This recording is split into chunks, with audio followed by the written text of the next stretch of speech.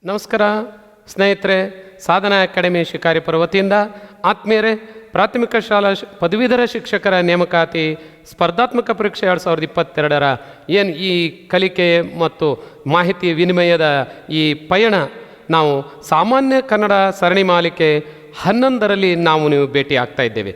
ಸ್ನೇಹಿತರೆ, ನಾವು ನಿಮಗೆ ಬರುವಂಥ ಈ ಪರೀಕ್ಷೆಯಲ್ಲಿ ಚೆನ್ನಾಗಿ ನೀವು ಪರೀಕ್ಷೆನ ಎದುರಿಸೋದಕ್ಕೆ ಬೇಕಾಗಿರುವಂಥ ಪೇಪರ್ ಫಸ್ಟ್ ಸಾಮಾನ್ಯ ಕನ್ನಡ ಮತ್ತು ಪೇಪರ್ ಥರ್ಡ್ ಕನ್ನಡ ಭಾಷಾ ಸಾಮರ್ಥ್ಯ, ಈ ವಿಷಯಕ್ಕೆ ಸಂಬಂಧಪಟ್ಟಿರುವಂಥ ಮಾಹಿತಿಯನ್ನು ಖಂಡಿತವಾಗೂ ಉತ್ತಮವಾದಂಥ ವಿಚಾರದ ವಿನಿಮಯದೊಂದಿಗೆ ನಾವು ಸಾಕ್ತಾ ಇದ್ದೇವೆ. ನಿಮ್ಮ ಒಂದು ಕಲಿಕೆ, ನಿಮ್ಮ ಪಾಲ್ಗೊಳ್ಳುವಿಕೆ, ನಿಮ್ಮ ಸ್ಪಂದನೆ ಮತ್ತು ನಿಮ್ಮ ಪ್ರೋತ್ಸಾಹ ಖಂಡಿತವಾಗೂ ನಮಗೆ ಅವಿಸ್ಮರಣೀಯವಾದಂಥ ಅನುಭವವನ್ನು ತಂದು ಕೊಡ್ತಾ ಇದೆ. ನಿಮಗೆಲ್ಲಗೆ ಈ ಒಂದು ತರಗತಿ ಮೂಲಕ ಧನ್ಯವಾದಗಳನ್ನು ಅರ್ಪಿಸ್ತಾ, ಈ ತರಗತಿಯಲ್ಲಿ ನಾನು ಏನು ಬಹಳ ವಿಶೇಷವಾದಂಥ ಮಾಹಿತಿ ಏನಿದೆ, ದೇಶ ಪದಗಳು, ಅನ್ಯ ದೇಶ ಪದಗಳು, ತತ್ಸಮ ತದ್ಭವ ಪದಗಳು ಮತ್ತು ಗ್ರಾಮ್ಯ ಗ್ರಾಂಥಿಕ ಪದಗಳು, ಅಂದರೆ ಪದಗಳಿಗೆ ಸಂಪಟ್ಟಿರುವಂಥ ಒಂದು ವಿಶಿಷ್ಟವಾದಂಥ ತರಗತಿಯೊಂದಿಗೆ ನಿಮಗೆ ಈ ಭೇಟಿ ಮಾಡ್ತಾ ಇದ್ದೇನೆ. ಈ ತರಗತಿಯಲ್ಲಿ ಮಾದರಿ ಪ್ರಶ್ನೆಗಳನ್ನು ಸಹಿತ ನಿಮ್ಮ ಮುಂದೆ ಚರ್ಚೆ ಮಾಡ್ತಾ ಇದ್ದೇನೆ.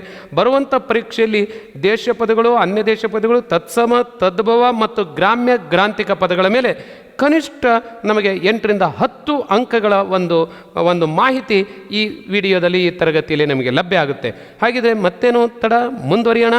ನೋಡಿ, ಬಹಳ ಮುಖ್ಯವಾಗಿ ನಾನು ಈ ತರಗತಿಯಲ್ಲಿ ದೇಶ ಪದಗಳು ಮತ್ತು ಅನ್ಯ ದೇಶ ಪದಗಳು ಅಂದರೆ ಏನು ಅನ್ನೋದನ್ನು ವಿವರವಾದಂಥ ಮಾಹಿತಿಯನ್ನು ನಿಮಗೆ ಉದಾಹರಣೆಯೊಂದಿಗೆ ಚರ್ಚೆ ಮಾಡ್ತಾ ಇದ್ದೇನೆ. ದೇಶ ಪದಗಳು ಅಂದರೆ ಹಿಂದಿನ ನಮ್ಮ ಏನು ಈ ಒಂದು ವ್ಯಾಕರಣವನ್ನು ಬರೆಯುವಂಥ ಸಂದರ್ಭದಲ್ಲಿ ದೇಶ ಅಂದರೆ ಭಾಷಾ ಗಡಿಯನ್ನೇ ನಾವು ದೇಶ ಅಂತ ಭಾವಿಸ್ಕೊಂಡಿದ್ದೀವಿ. ಹಿಂದೆ ನಮ್ಮ ಭಾಷೆ ಎಲ್ಲಿವರೆಗೂ ಮಾತಾಡ್ತಾರೆ ಅದೇ ಒಂದು ದೇಶ ಅಂತ ಕಲ್ಪನೆ ಇತ್ತು.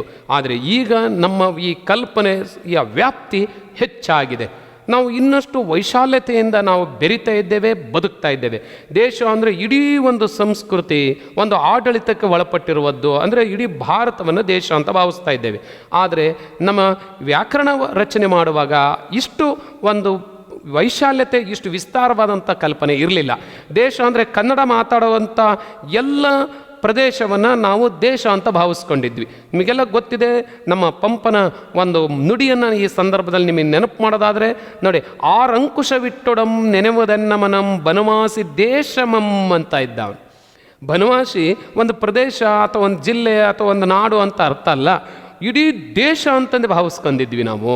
ಅಂದರೆ ಬನವಾಸ ಅಂದರೆ ಕನ್ನಡ ಮಾತಾಡುವಂಥ ಜನರು ಇರುವಂಥ ಪ್ರದೇಶ ಅಂತ, ಅದೇ ಒಂದು ದೇಶ ಅಂತ ಭಾವನೆ ಇತ್ತು.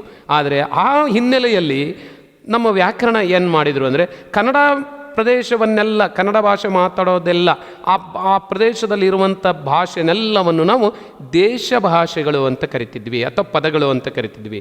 ಹಾಗಾಗಿ ಈಗ ನಾವು ದೇಶ ಪದಗಳು ಅಂತ ಅರ್ಥ ಮಾಡ್ಕೋಬೇಕಾದ್ರೆ ಇದನ್ನು ನಾವು ಹೇಗೆ ಅರ್ಥೈಸ್ಕೋಬೇಕು ಅಂದರೆ, ದೇಶ ಅಂದರೆ ಅಚ್ಚಗನ್ನಡ ಅಂತ ಅರ್ಥ ಮಾಡ್ಕೋಬೇಕು. ದೇಶ ಅಂದರೆ ಏನಂತ ಅರ್ಥ ಮಾಡ್ಕೋಬೇಕು? ಅಚ್ಚಗನ್ನಡ ಪದಗಳು. ದೇಶ ಪದಗಳು ಅಂದ್ರೇನು? ಅಚ್ಚಗನ್ನಡ ಪದಗಳು ಅಂದರೆ ಕನ್ನಡದ ಮೂಲ ಪದಗಳು ಅಂತ ಅನ್ಕೋಬೇಕು ನಾವು. ಅಂದರೆ ಕನ್ನಡದ ಮೂಲ ಪದಗಳನ್ನು ದೇಶ ಪದಗಳು ಅಂತ ಭಾವಿಸ್ಕೋಬೇಕು. ಇಲ್ಲಿ ಪ್ರಶ್ನೆ ಹಿಂಗೆ ಕೇಳ್ತಿರ್ತಾರೆ, ಏನು ಮೂಲ ಕನ್ನಡದ ಪದಗಳು ಯಾವುವು ಅಂತ ಕೇಳ್ತಾರೆ, ಅಥವಾ ಈ ಪದದ ಮೂಲ ಭಾಷೆ ಯಾವುದು ಅಂತ ಕೇಳ್ತಾರೆ. ಹಾಗಾಗಿ ಈ ಎರಡರ ಹಿನ್ನೆಲೆಯಲ್ಲಿ ನಾವು ಇದನ್ನು ಅರ್ಥ ಮಾಡ್ಕೋಬೇಕು. ಹೀಗೆ ನಾವು ಯೋಚನೆ ಮಾಡೋಣ. ಹಾಗಿದ್ರೆ ಅನ್ಯ ದೇಶ ಪದಗಳು ಅಂದ್ರೇನು ಅಂದರೆ, ಬೇರೆ ಯಾವುದೇ ಭಾಷೆಯಿಂದ ಎರವಲು ಪಡೆದ್ರೆ ಅದನ್ನು ನಾವು ಅನ್ಯ ದೇಶ ಅಂದರೆ ಬೇರೆ ಭಾಷೆ ಅಂತ ಅರ್ಥ. ದೇಶ ಅಂದರೆ ಏನರ್ಥ? ಭಾಷೆ ಅಂತ ಅರ್ಥ ಮಾಡ್ಕೋಬೇಕು. ಅನ್ಯ ಭಾಷೆಯ ಪದಗಳನ್ನು ಅನ್ಯ ದೇಶ ಪದಗಳು ಅಂತ ಕರಿತೀವಿ. ದೇಶ ಪದಗಳು ಅಂದ್ರೇನು? ಬೇರೆ ಯಾವುದೇ ಭಾಷೆಯಿಂದ ಎರವಲು ಪಡೆಯದೆ ಕನ್ನಡದಲ್ಲಿಯೇ ಇದ್ದ ಪದಗಳನ್ನು ಏನು ದೇಶ ಪದಗಳು ಅಂತ ಕರಿತೀವಿ. ಕನ್ನಡದಲ್ಲೇ ಮೂಲದಲ್ಲಿದ್ದಂಥ ಪದಗಳನ್ನು ದೇಶ ಪದಗಳು, ಬೇರೆ ಭಾಷೆಯಿಂದ ಬಂದ ಪದಗಳನ್ನು ಅನ್ಯ ದೇಶ ಪದಗಳು ಅಂತ ಕರಿತೀವಿ. ಅರ್ಥ ಆಯ್ತು ಅಂತ ಅನ್ಕೊತೀನಿ. ನೋಡಿ, ಬೇರೆ ಯಾವುದೇ ಭಾಷೆಯಿಂದ ಎರವಲು ಪಡೆಯದೆ ಕನ್ನಡದಲ್ಲಿಯೇ ಮೂಲದಿಂದ ಬಳಕೆಯಲ್ಲಿದ್ದಂಥ ಪದಗಳನ್ನು ದೇಶ ಪದಗಳು. ಹಂಗಾರೆ ಯಾವ್ಯಾವು ಕನ್ನಡದಲ್ಲೇ ಮೂಲದಲ್ಲಿದ್ದ ಪದಗಳು ಅಂತ ನೋಡೋದಾದರೆ ಇಲ್ಲಿಗೆ ಸರಿಸುಮಾರು 1,000, 1,500, 2,000 ವರ್ಷದ ಹಿಂದಿನ ಇದ್ದಂಥ ಪದಗಳು, ಅದನ್ನು ನಾವು ದೇಶೀಯ ಪದಗಳು ಅಂತ ಕರೆಯೋದು. ಈಗೇನಾರು ಲೆಕ್ಕ ಹಾಕಿದರೆ ಸರಿಸುಮಾರು ದೇಶೀಯ ಪದಗಳು 10%, 10% ಇಲ್ಲ. ಇನ್ನು ಉಳಿದವೆಲ್ಲವೂ ಅನ್ಯ ದೇಶ ಪದಗಳಿಂದನೇ ತುಂಬ ಹೋಗ್ಬಿಟ್ಟಿದೆ. ಆದರೂ ಒಂದು ಏನು ವಿಶೇಷತೆ ಅನ್ಕೋಬೇಕು ಅಂದರೆ, ಹೆಗ್ಗಳಿಕೆ ಏನು ಅಂದರೆ, ಬೇರೆ ತನ್ನ ವ್ಯಾಪ್ತಿಗೆ ಬರುವಂಥ, ತನ್ನ ಸಂಪರ್ಕಕ್ಕೆ ಬರುವಂಥ ಎಲ್ಲ ಪದಗಳನ್ನು, ಭಾಷೆಯ ಪದಗಳನ್ನು ತನ್ನದಾಗಿಸಿಕೊಳ್ಳುವಂಥ ಗುಣ ಕನ್ನಡಕ್ಕಿದೆ. ಹಾಗಾಗಿ ಕನ್ನಡ ಜೀವಂತ ಭಾಷೆಯಾಗಿ ವಿಸ್ತಾರಗೊಳ್ತಾ ಇವತ್ತು ಉಳ್ಕೊಳ್ಳುತ್ತೆ, ಮುಂದೂ ಉಳಿಯುತ್ತೆ, ಹೀಗೆ ಬೆಳೆಯುತ್ತೆ. ಇದು ಕನ್ನಡದ ಒಂದು ವಿಶಿಷ್ಟ ಲಕ್ಷಣ. ಏನೇ ಇರಲಿ ನೋಡಿ, ದೇಶ ಪದಗಳು ಅನ್ನೋದರಲ್ಲಿ ಮೊದಲನೇದಾಗಿ ಕನ್ನಡದ ಮೂಲ ಪದಗಳು ಅಂದರೆ ಅಂಗಾಂಗಗಳನ್ನು ಸೂಚಿಸುವ ಪದಗಳು. ನೋಡಿ, ಅಂಗಾಂಗಗಳನ್ನು, ನಮ್ಮ ದೇಹದ ಭಾಗಗಳನ್ನು ಸೂಚಿಸುವಂಥ ಎಲ್ಲ ಪದಗಳು ದೇಶ ಪದಗಳು. ಉದಾಹರಣೆಗೆ ಕೈ, ಕಾಲು, ಹೊಟ್ಟೆ, ತಲೆ, ಬೆನ್ನು, ಕಣ್ಣು, ಕಿವಿ, ನೋಡಿ ಇಂಥವನ್ನೆಲ್ಲ ದೇಶ ಪದಗಳು ಅಂತ ಕರಿತೀವಿ. ಇವು ದೇಶ ಪದಗಳು, ಇವನ್ನ ಅಂಗಾಂಗ ಸೂಚಿಸುವ ಪದಗಳು. ಇನ್ನೊಂದಿದೆ ಸಂಬಂಧವನ್ನು ಸೂಚಿಸುವ ಪದಗಳು, ಸಂಬಂಧವಾಚಕ ಪದಗಳು.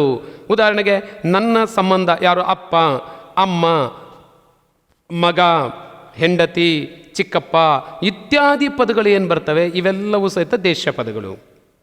ಹಾಗೆ ಮೂಲತಃ ನಮ್ಮ ಜೊತೆಯಲ್ಲಿ ಬದುಕ್ತಾ ಇರುವಂಥ ಸಾಕು ಪ್ರಾಣಿಗಳು ಅಲ್ವಾ, ಅಥವಾ ನಮ್ಮ ಸುತ್ತ ಇರುವಂಥ ಕೆಲವು ವನ್ಯ ಪ್ರಾಣಿಗಳು, ಇವು ಸಹಿತ ದೇಶ ಪದ. ನಮ್ಮ ನಾಡಿನಲ್ಲಿರೋ ಮಾತ್ರ ಅವನ್ನು ನಾವು ದೇಶ ಪದಗಳಾಗಿ ಗುರುತಿಸ್ತೇವೆ. ಉದಾಹರಣೆಗೆ ದನಗಳು, ಹುಲಿಗಳು, ಇಲಿಗಳು, ಹಾವು, ಆನೆಗಳು, ಇಂಥ ಪದಗಳನ್ನೆಲ್ಲವೂ ದೇಶ ಪದಗಳು ಅಂತ ಕರಿತೀವಿ. ಹಾಗೆ ನಮ್ಮ ಜೀವನಕ್ಕೆ ಬಳಕೆ ಆಗಿರುವಂತಹ ಅಥವಾ ನಮ್ಮ ಜೀವನದಲ್ಲಿ ಅವಿಭಾಜ್ಯವಾಗಿ ಸೇರಿಕೊಂಡಿರುವಂಥ ಪದಾರ್ಥಗಳು, ವಸ್ತುಗಳು, ಅವು ಸಹಿತ ದೇಶ ಪದಗಳು. ಹಾಲು, ಬಾಗಿಲು, ಉಪ್ಪು, ಚಿಲಕ, ಮನೆ ಇತ್ಯಾದಿ ಪದಗಳು, ಇವು ಸಹಿತ ದೇಶ ಪದಗಳು ಅಂತ ಗುರುತಿಸ್ತೇವೆ. ಹಾಗೆಯೇ ಇನ್ನೊಂದು ಸರ್ವನಾಮ ಪದಗಳು. ನಮ್ಮ ಭಾಷೆಯಲ್ಲಿ ಮೂಲತಃ ಇರುವಂಥ ಪದಗಳಿವು ಸರ್ವನಾಮ ಪದಗಳು. ನಾಮಪದಕ್ಕೆ ಪರ್ಯಾಯವಾಗಿ ಬಳಸುವಂಥವು ನಾನು, ನೀನು, ಅದು, ಅವು, ಅವಳು, ಇವಳು, ಅವು, ತಾವು, ತಮ್ಮದು, ಇಂಥ ಪದಗಳು ಸಹಿತ ಸರ್ವನಾಮ ಪದಗಳು ಅಂತ ಗುರುತಿಸ್ತೇವೆ. ಇವೆಲ್ಲವೂ ಸಹಿತ ದೇಶ ಪದಗಳು. ಅಷ್ಟೇ ಅಲ್ಲ, ಸಂಖ್ಯಾವಾಚಕಗಳು ಅಂದರೆ ನಮ್ಮ ಭಾಷೆಯಲ್ಲೂ ಸಹಿತ ಸಂಖ್ಯೆಗಳನ್ನು ಗುರುತಿಸುವಂಥ ಪದಗಳನ್ನು ನಾವು ಬಳಕೆ ಮಾಡ್ತಾ ಇದ್ದೇವೆ ಪೂರ್ವದಿಂದನೂ. ಹಾಗಾಗಿ ಅವೆಲ್ಲವೂ ಸಂಖ್ಯಾವಾಚಕ ಪದಗಳು ಸಹಿತ ಕನ್ನಡದ ಮೂಲ ಪದಗಳು, ದೇಶ ಪದಗಳು. ಯಾವುವು ಅಂದರೆ 1ರಿಂದ 1, 2, 3, 4, 5, 6, 7, 8 ಏನಿದ್ದಾವೆ ಈ ಪದಗಳು. ಅದೇ ಏಕ, ದ್ವಿತೀಯ, ತೃತೀಯ ಇದು ಕನ್ನಡದ ಪದಗಳಲ್ಲ.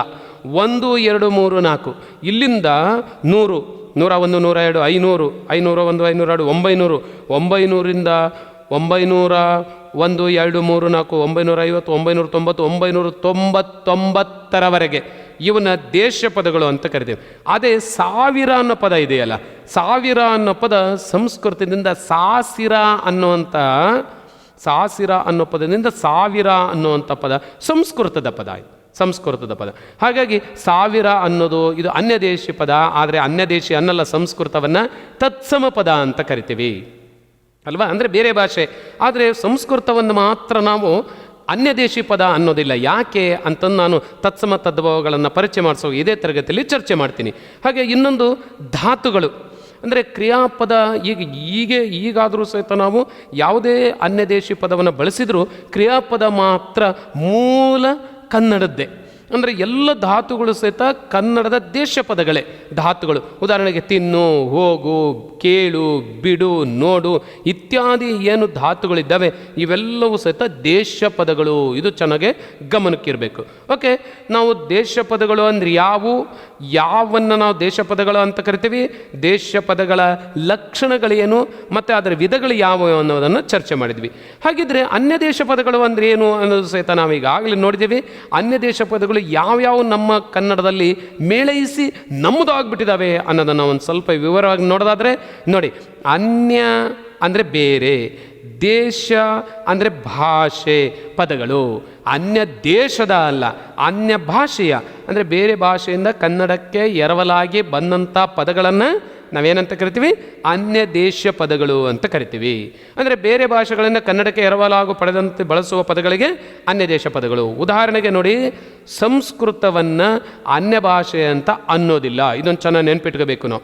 ಯಾಕೆ ಅಂದರೆ ನೋಡಿ, ನಮಗೆ ಈ ವ್ಯಾಕರಣವನ್ನು ಅಥವಾ ಇದನ್ನೆಲ್ಲ ವಿವರಿಸಿ ಬರೆಯುವಾಗ ಕನ್ನಡ ಸಂಸ್ಕೃತ ಜನ್ಯ ಅಂತ ಭಾವಿಸ್ಕೊಂಡಿದ್ರು. ಅಂದರೆ ಸಂಸ್ಕೃತ ಭಾಷೆಯಿಂದ ಹುಟ್ಟಿ ಬಂದಂಥ ಒಂದು ಉಪಭಾಷೆ ಅಂತ ಭಾವಿಸ್ಕೊಂಡಿದ್ರು. ಹಾಗಾಗಿ ಸಂಸ್ಕೃತದ ಎಲ್ಲ ಲಕ್ಷಣಗಳನ್ನು, ಸಂಸ್ಕೃತದಲ್ಲಿ ಬಳಸುವಂಥ ಏನು ನಿಯಮಗಳಿದ್ದಾವೆ ಅವನ್ನು ಕನ್ನಡದಲ್ಲಿ ಬಳಸ್ತಾ ಬಂದುಬಿಟ್ರು ನಮ್ಮವರು. ಆನಂತರದ ದಿನಗಳಲ್ಲಿ ಸರಿಸುಮಾರು 100-150 ವರ್ಷಗಳಿಂದ ಈ ಕಡೆಗೆ ಇದು ಕನ್ನಡ ಸಂಸ್ಕೃತ ಜನ್ಯ ಅಲ್ಲ ಅಂತಂದು ಬೇರೆ ಬೇರೆ ಭಾಷೆಗಳಿಂದ ಒಂದಿಷ್ಟು ಅವಲೋಕನ ಮಾಡಿ, ಏನೋ ತುಲನಾತ್ಮಕವಾಗಿ ಅಧ್ಯಯನ ಮಾಡಿ ಇದು ದ್ರಾವಿಡ ಜನ್ಯ ಅಂತ ಗುರುತಿಸ್ಕೊಂಡಿದ್ದಾರೆ. ಅಂದರೆ ದ್ರಾವಿಡ ಭಾಷೆಯ ಮೂಲ ಲಕ್ಷಣ ಇರುವಂಥ ತಮಿಳು ಅಲ್ವಾ, ತಮಿಳು, ತೆಲುಗು, ಮಲಯಾಳಿ ಅಲ್ವಾ, ಈ ಭಾಷೆಗಳಿಂದ ಕನ್ನಡ ಇದು ಪ್ರತ್ಯೇಕಗೊಂಡಿದೆ. ಹಂಗೆ ಕನ್ನಡ ದ್ರಾವಿಡ ಜನ್ಯ ಅಂತ ಗೊತ್ತಾಗಿದೆ. ಆದರೂ ಏನಾಗ್ಬಿಡ್ತು, ಮೊದಲಿಂದ ಹಾಗೆ ಭಾವಿಸ್ಕೊಂಡಿರೋದ್ರಿಂದ ನಾವು ಸಂಸ್ಕೃತವನ್ನು ಅನ್ಯ ದೇಶ ಅಂತ ಅಂದ್ಕೊಳ್ಳೇ ಇಲ್ಲ. ಹಾಗಾಗಿ ಇದು ಕನ್ನಡ ಅದರಿಂದಲೇ ಬಂದಿದ್ದು ಅಂತ ಭಾವಿಸ್ಕೊಂಡು ಇದನ್ನು ತತ್ಸಮ ಪದಗಳು ಅಂತ ಬಳಕೆ ಮಾಡ್ತೀವಿ. ಅಂದರೆ ಸಂಸ್ಕೃತವನ್ನು ಕನ್ನಡದಲ್ಲಿ ಯಥಾವತ್ತಾಗಿ ಬಳಸಿರುವಂಥ ಪದಗಳು ಅಂತ. ತತ್ ಸಮ, ತತ್ ಅಂದರೆ ಸಂಸ್ಕೃತ, ಸಮನಾಗಿ ಸಂಸ್ಕೃತಕ್ಕೆ ಸಮನಾಗಿ ಕನ್ನಡದ ಲಿಪಿ ಬಳಸಿರುವಂಥ ಪದಗಳನ್ನು ತತ್ಸಮ ಪದಗಳು ಅಂತ ಬಳಕೆ ಮಾಡ್ತೀವಿ. ಹಾಗಾಗಿ ಇದನ್ನು ಸಂಸ್ಕೃತ ಭಾಷೆಯಿಂದ ಬಂದ ಪದಗಳನ್ನು ಅನ್ಯ ದೇಶಿ ಪದಗಳು ಅನ್ನೋದಿಲ್ಲ, ಇದು ಗೊತ್ತಿರಲಿ. ಆದರೆ ಅನ್ಯ ಭಾಷೆಯ ಪದ ಅಷ್ಟೇ ಅದು. ಓಕೆ, ಅದಿರಲಿ. ನೆಕ್ಸ್ಟು, ಈಗ ಹಾಗಿದ್ರೆ ಯಾವ್ಯಾವ ಭಾಷೆಯಿಂದ ಬಂದಂಥ ಅನ್ಯ ದೇಶಿ ಪದಗಳು ನಮ್ಮ ಕನ್ನಡದಲ್ಲಿದ್ದಾವೆ ಅಂದರೆ ನೋಡಿ, ಕನ್ನಡದ ಜನ, ಕನ್ನಡದ ರಾಜರು ಅಥವಾ ಕನ್ನಡದ ನಾಡು ಯಾವ್ಯಾವ ಭಾಷೆಯ ಜನರ ಪ್ರಭಾವಕ್ಕೆ ಒಳಗಾತೋ ಅಥವಾ ಸಂಪರ್ಕಕ್ಕೆ ಒಳಗಾತೋ ಅಥವಾ ಆಡಳಿತಕ್ಕೆ ಒಳಗಾತೋ ಅಂಥ ಎಲ್ಲ ಜನರ ಭಾಷೆಯ ಪದಗಳು ಪ್ರಭಾವ ಕನ್ನಡದ ಮೇಲಾಗಿದೆ. ಅದನ್ನು ಕನ್ನಡದ ಜನ ಆ ಪದಗಳನ್ನು ತಮ್ಮದಾಗಿಸ್ಕೊಂಡು ಬಿಟ್ಟಿದ್ದಾರೆ, ಅದನ್ನು ಸ್ವೀಕರಿಸಿ ತಮ್ಮದಾಗಿಸ್ಕೊಂಡಿದ್ದಾರೆ. ಆದರೆ ನೋಡುವುದಕ್ಕೆ ಈಗ ಅವು ಕನ್ನಡದ ಮೂಲ ಪದಗಳೇನೋ ಅನಿಸುತ್ತೆ, ಆದರೆ ಅದು ಮೂಲ ಕನ್ನಡದ ಪದಗಳು ಅಲ್ಲ. ಅವೆಲ್ಲವೂ ಅನ್ಯ ಭಾಷೆಯಿಂದ ಬಂದಂಥ, ಮೂಲ ಭಾಷೆ ಬೇರೆ ಇದೆ, ಅದರಿಂದ ಎರವಲು ಪಡೆದಂಥ ಪದಗಳು. ಇದನ್ನು ನಮ್ಮ ಮನಸ್ಸಿನಲ್ಲಿ ಇಟ್ಕೋಬೇಕು. ಹಾಗಿದ್ರೆ ಮೊದಲನೇದಾಗಿ ನಾವು ಗ್ರೀಕ್ ಮತ್ತು ರೋಮನ್ ಇವು ಮೂಲ ನಾಗರಿಕತೆಯ ಭಾಷೆಯ ಪದಗಳು ಅಂತ ಕರಿತೀವಿ. ಗ್ರೀಕ್ ಮತ್ತು ರೋಮನ್ ಪದಗಳಿಂದ, ಭಾಷೆಯಿಂದ ಕನ್ನಡಕ್ಕೆ ಸುಮಾರಷ್ಟು ಪದಗಳು ಬಂದಿದ್ದಾವೆ. ಅದರಲ್ಲೂ ಸಾಮಾನ್ಯವಾಗಿ ಕರೆನ್ಸಿ ಅಂದರೆ ಈ ನಾಣ್ಯವನ್ನು ಆಧರಿಸಿ, ಹಣವನ್ನು ಆಧರಿಸಿ ಬಂದಂಥ ಪದಗಳು ಭಾಳ ಇದ್ದಾವೆ. ಅದರಲ್ಲಿ ದಮ್ಮಡಿ, ದಿನಾರ, ಗದ್ಯಾಣ ಇಂಥ ಪದಗಳೆಲ್ಲವೂ ಗ್ರೀಕ್ ಮತ್ತು ರೋಮನ್ ಭಾಷೆಯಿಂದ ಬಂದಂಥ ಪದಗಳು. ಇನ್ನೊಂದು ಪರ್ಷಿಯನ್ ಪದಗಳು. ಪರ್ಷಿಯಾದಿಂದ ನಮ್ಮ ಕರ್ನಾಟಕಕ್ಕೆ ಬಹಳ ನೇರವಾದಂತಹ ವ್ಯವಹಾರ ಸಂಬಂಧಗಳಿದ್ದವು, ವಿನಿಮಯಗಳಿದ್ದವು. ಪರ್ಷಿಯಾದ ಕುದುರೆಗಳು ಅಥವಾ ಅಲ್ಲಿಯ ವಸ್ತುಗಳು ಅವೆಲ್ಲವೂ ನಮ್ಮ ಕನ್ನಡದ ರಾಜರು ಅದನ್ನು ಆಮದು ಮಾಡ್ಕೊತಾ ಇದ್ರು. ಹಾಗಾಗಿ ಅಲ್ಲಿಯ ಭಾಷೆನೂ ಸಹಿತ ನಮ್ಮ ಕನ್ನಡದ ಮೇಲೆ ಹೆಚ್ಚು ಪ್ರಭಾವ ಬೀರ್ತು ಅಥವಾ ಅದು ಮೇಳೈಸಿಬಿಡ್ತು. ಅದರಲ್ಲಿ ಯಾವುದು ಅಬಕಾರಿ ಅನ್ನುವಂಥದ್ದು, ಸುಂಕ ಇರ್ಬೋದು, ಅಥವಾ ಈ ಏನು ಪಾನೀಯಗಳ ಮೇಲೆ, ಅದರಲ್ಲೂ ಹೆಂಡ ಈ ಥರದ ಪಾನೀಯಗಳ ಮೇಲೆ ವಿಧಿಸುವಂಥ ಸುಂಕ ಇರ್ಬೋದು, ಇದೆಲ್ಲದು ಅಬಕಾರಿ. ಮತ್ತು ರಸ್ತೆ ಅನ್ನೋ ಪದ ನೋಡಿ, ರಸ್ತೆ ಅನ್ನೋದು ನಮ್ಮದೇ ಆಗಿಬಿಟ್ಟಿದೆ ಪದ, ಆದರೆ ಇದು ಬಂದಿದ್ದು ಪರ್ಷಿಯನ್ ಭಾಷೆಯಿಂದ. ಹಾಗೆ ದವಾಖಾನೆ, ಉತ್ತರ ಕರ್ನಾಟಕದಲ್ಲಿ ಹೆಚ್ಚು ಬಳಕೆಯಲ್ಲಿರುವಂಥ ಈ ಪದ ದವಾಖಾನೆ. ದವಾಖಾನೆ ಅನ್ನೋದು ಸಹಿತ ಮೂಲ ಕನ್ನಡದ್ದಲ್ಲ. ನಾವೆಲ್ಲ ಏನು ಮಾಡಿದ್ದೀವಿ, ದಕ್ಷಿಣ ಕರ್ನಾಟಕದಲ್ಲಿ ಅಥವಾ ಮಧ್ಯ ಕರ್ನಾಟಕದಲ್ಲಿ ಹಾಸ್ಪಿಟಲ್ ಅಂದರೆ ಆಸ್ಪತ್ರೆ ಅನ್ನೋ ಪದವನ್ನು ಬಳಕೆ ಮಾಡ್ತೀವಿ. ಹಾಸ್ಪಿಟಲ್ ಅನ್ನುವಂಥ ಏನು ಪೋರ್ಚುಗೀಸ್ ಪದದಿಂದ ಆಸ್ಪತ್ರೆ ಅನ್ನೋ ಪದ ಬಂದಿದೆ ಅಲ್ವಾ, ಅದು ಅನ್ಯ ಭಾಷೆಯಿಂದ ಬಂದಿದ್ದು. ಹಾಗಾಗಿ ನಾವೇನು ಮಾಡ್ತೀವಿ, ದವಾಖಾನೆಗೆ ಹೋಗಿದ್ರು ಅಂತ. ದವಾಖಾನೆ ಕನ್ನಡದ ಪದ ಅಲ್ಲ, ಇದು ಪಾರ್ಷಿಯನ್ ಪದ, ಪರ್ಷಿಯಾದಿಂದ ಬಂದಂಥ ಪದ, ಇದು ಭಾಷೆಯಿಂದ ಬಂದಿದ್ದು ದವಾಖಾನೆ. ಹಾಗೆ ಚೌಕಾಸಿ, ಭಾಳ ಚೌಕಾಸಿ ಮಾಡ್ತಾನೆ ಅಂತಾರೆ ನೋಡ್ರಿ ಅಲ್ವಾ, ಇದೂ ಸಹಿತ ಪರ್ಷಿಯಾದಿಂದ ಬಂದಿದ್ದು. ದಲ್ಲಾಳಿ ಅನ್ನೋ ಪದ ಇದೆ, ಇದೂ ಪರ್ಷಿಯಾದಿಂದ ಬಂದಿದ್ದು, ಪರ್ಷಿಯನ್ ಭಾಷೆ. ಅಜಮಾಯಿಸಿ ಅಂದರೆ ಅಂದಾಜು ಮಾಡೋದು, ಅಜಮಾಯಿಸಿ, ಇದು ಸಹಿತ ಪರ್ಷಿಯನ್ ಪದ. ಇವು ಬಹಳ ಇಂಪಾರ್ಟೆಂಟಾಗಿ ಪಾಯಿಂಟ್ಔಟ್ ಮಾಡಿದರೆ, ಇದ್ರ ಜೊತೆಲಿ ಇನ್ನಷ್ಟು ಪದಗಳನ್ನು ನೀವು ಪಾಯಿಂಟ್ಔಟ್ ಮಾಡಿಕೊಂಡು ಇದು ಪ್ರಾಕ್ಟೀಸ್ ಮಾಡಿದರೆ ಖಂಡಿತವಾಗೂ ಇದ್ರ ಮೇಲೆ ಪ್ರಶ್ನೆಯನ್ನು ನಾವು ಅಟೆಂಡ್ ಮಾಡ್ಬೋದು. ಹಾಗೆ ಇನ್ನೊಂದು ಭಾಷೆಯ ಮೂಲ ಅರಬ್ಬಿ. ಅರಬ್ ರಾಷ್ಟ್ರಗಳು, ಅರಬ್ಬರು ನಮ್ಮ ದೇಶದ ಮೇಲೆ ಅಥವಾ ನಮ್ಮ ನಾಡಿನ ಮೇಲೆ ಆಡಳಿತವನ್ನು ಮಾಡಿದರು. ಹಾಗಾಗಿ ಅವರ ಜೊತೆಯಲ್ಲಿ, ಅವರ ಆದೇಶದ ಜೊತೆಯಲ್ಲಿ, ಆಡಳಿತಗಾರರ ಜೊತೆಯಲ್ಲಿ ಸಾಕಷ್ಟು ಪದಗಳು ನಮ್ಮ ಕನ್ನಡದಲ್ಲಿ ಬಂದು ಸೇರ್ಕೊಂಡು ಹೋಗ್ಬಿಟ್ಟಿದ್ದಾವೆ. ಅದರಲ್ಲಿ ಯಾವುದು ಅಮಾನತ್ತು ಮಾಡೋದು ನೋಡಿ, ಆಡಳಿತ ಮಾಡೋನು ಈ ಪದವನ್ನು ಬಳಕೆ ಮಾಡ್ತಾನೆ. ಯಾರು ತಪ್ಪು ಮಾಡಿದ ಅವನಿಗೆಲ್ಲ ಅಮಾನತ್ ಮಾಡು ಸೇವೆಯಿಂದ ಅಂತಿರ್ತಾನೆ. ಈ ಅಮಾನತ್ತು ಅನ್ನೋ ಪದ ಕನ್ನಡದ್ದಲ್ಲ, ಇದು ಅರಬ್ಬಿ ಭಾಷೆಯಿಂದ ಬಂದಿದ್ದು, ಅರಬ್ಬರು ಕೊಟ್ಟಂಥ ಭಾಷೆ. ಹಾಗೆ ಅಸಲು ಬಡ್ಡಿ ಈ ಪದವನ್ನು ಬಳಕೆ ಮಾಡ್ತೀವಿ. ಅಸಲು ಅನ್ನೋದು ಸಹಿತ ಅರಬ್ಬಿಯಿಂದ ಬಂದದ್ದು. ಇನಾಮು, ಅವರು ಬಹುಮಾನವನ್ನು ಕೊಡ್ತಾ ಇದ್ದರು ತಮ್ಮ ಸೇವಕರಿಗೆ ಅಥವಾ ತಮ್ಮ ಅಡಿಯಲ್ಲಿ ಕೆಲಸ ಮಾಡಿದಂಥವ್ರಿಗೆ ಅಲ್ವಾ, ಆ ಕೆಲಸವನ್ನು ಸೇವೆಯನ್ನು ಮೆಚ್ಚಿ. ಈ ರೀತಿಯ ಒಂದು ಇನಾಮು ಅನ್ನೋ ಪದ ಇದೆಯಲ್ಲ, ಇದು ಸಹಿತ ಅರಬ್ಬಿ ಭಾಷೆಯಿಂದ ಬಂದಿದ್ದು. ಮತ್ತು ಕಾಯಿದೆಗಳು, ಕಾನೂನುಗಳು ಅಲ್ವಾ, ಇದು ಸಹಿತ ಅರಬ್ಬಿ ಭಾಷೆಯಿಂದ ಬಂದಿದ್ದು. ಗಲೀಜು ಅನ್ನೋ ಪದ ಅರಬ್ಬಿಯಿಂದ, ತರಬೇತು ನೀಡೋದು ಇದು ಅರಬ್ಬಿಯಿಂದ. ಹಾಗೆ ನಕಲಿ ಅಲ್ವಾ, ಇದು ಡೂಪ್ಲಿಕೇಟ್ ಅಂತ ಇಂಗ್ಲೀಷ್ನಲ್ಲಿದೆಯಲ್ಲ, ಈ ನಕಲಿ ಅನ್ನೋದು ಇದು ಅರಬ್ಬಿ ಭಾಷೆಯಿಂದ ಬಂದಿದ್ದು. ಇಂಥವೆಲ್ಲ ಅರಬ್ಬಿ ಭಾಷೆಯ ಪದಗಳು, ಅರಬ್ ಭಾಷೆಯಿಂದ ಬಂದಿದ್ದು. ಹಾಗೆ ಉರ್ದು ಅನ್ನೋದು ಸಹಿತ ಒಂದು ಬಹಳ ಪ್ರಭಾವಿತವಾಗಿರುವಂಥ ಒಂದು ಭಾಷೆ. ಈ ಭಾಷೆಯಿಂದ ಕನ್ನಡದ ಮೇಲೆ ತುಂಬ ಪ್ರಭಾವ ಬೀರಿದಂಥ ಪದಗಳಿದ್ದಾವೆ. ಅದರಲ್ಲಿ ಯಾವುದು ಕಿಮ್ಮತ್ತು ಅನ್ನೋ ಪದ ಇದೆಯಲ್ಲ, ಇದು ಉರ್ದುವಿನಿಂದ ಬಂದಿದ್ದು. ಹಾಗೆ ತಾರೀಖು ಅಲ್ವಾ, ತಾರೀಖು ದಿನಾಂಕ ಅಂತ ಏನು ಹೇಳ್ತೇವಲ್ಲ, ಇದು ತಾರೀಖು, ಇದು ಉರ್ದುವಿಂದ ಬಂದಿದ್ದು. ಇನ್ನೊಂದು ತಾಲೂಕು, ಇದು ಉರ್ದು ಭಾಷೆಯಿಂದ ಬಂದಂಥದ್ದು. ಹಾಗೆ ಇಲಾಖೆ, ಬಂದೂಕು ಅಲ್ವಾ, ಬಂದೂಕು ಅನ್ನೋದು.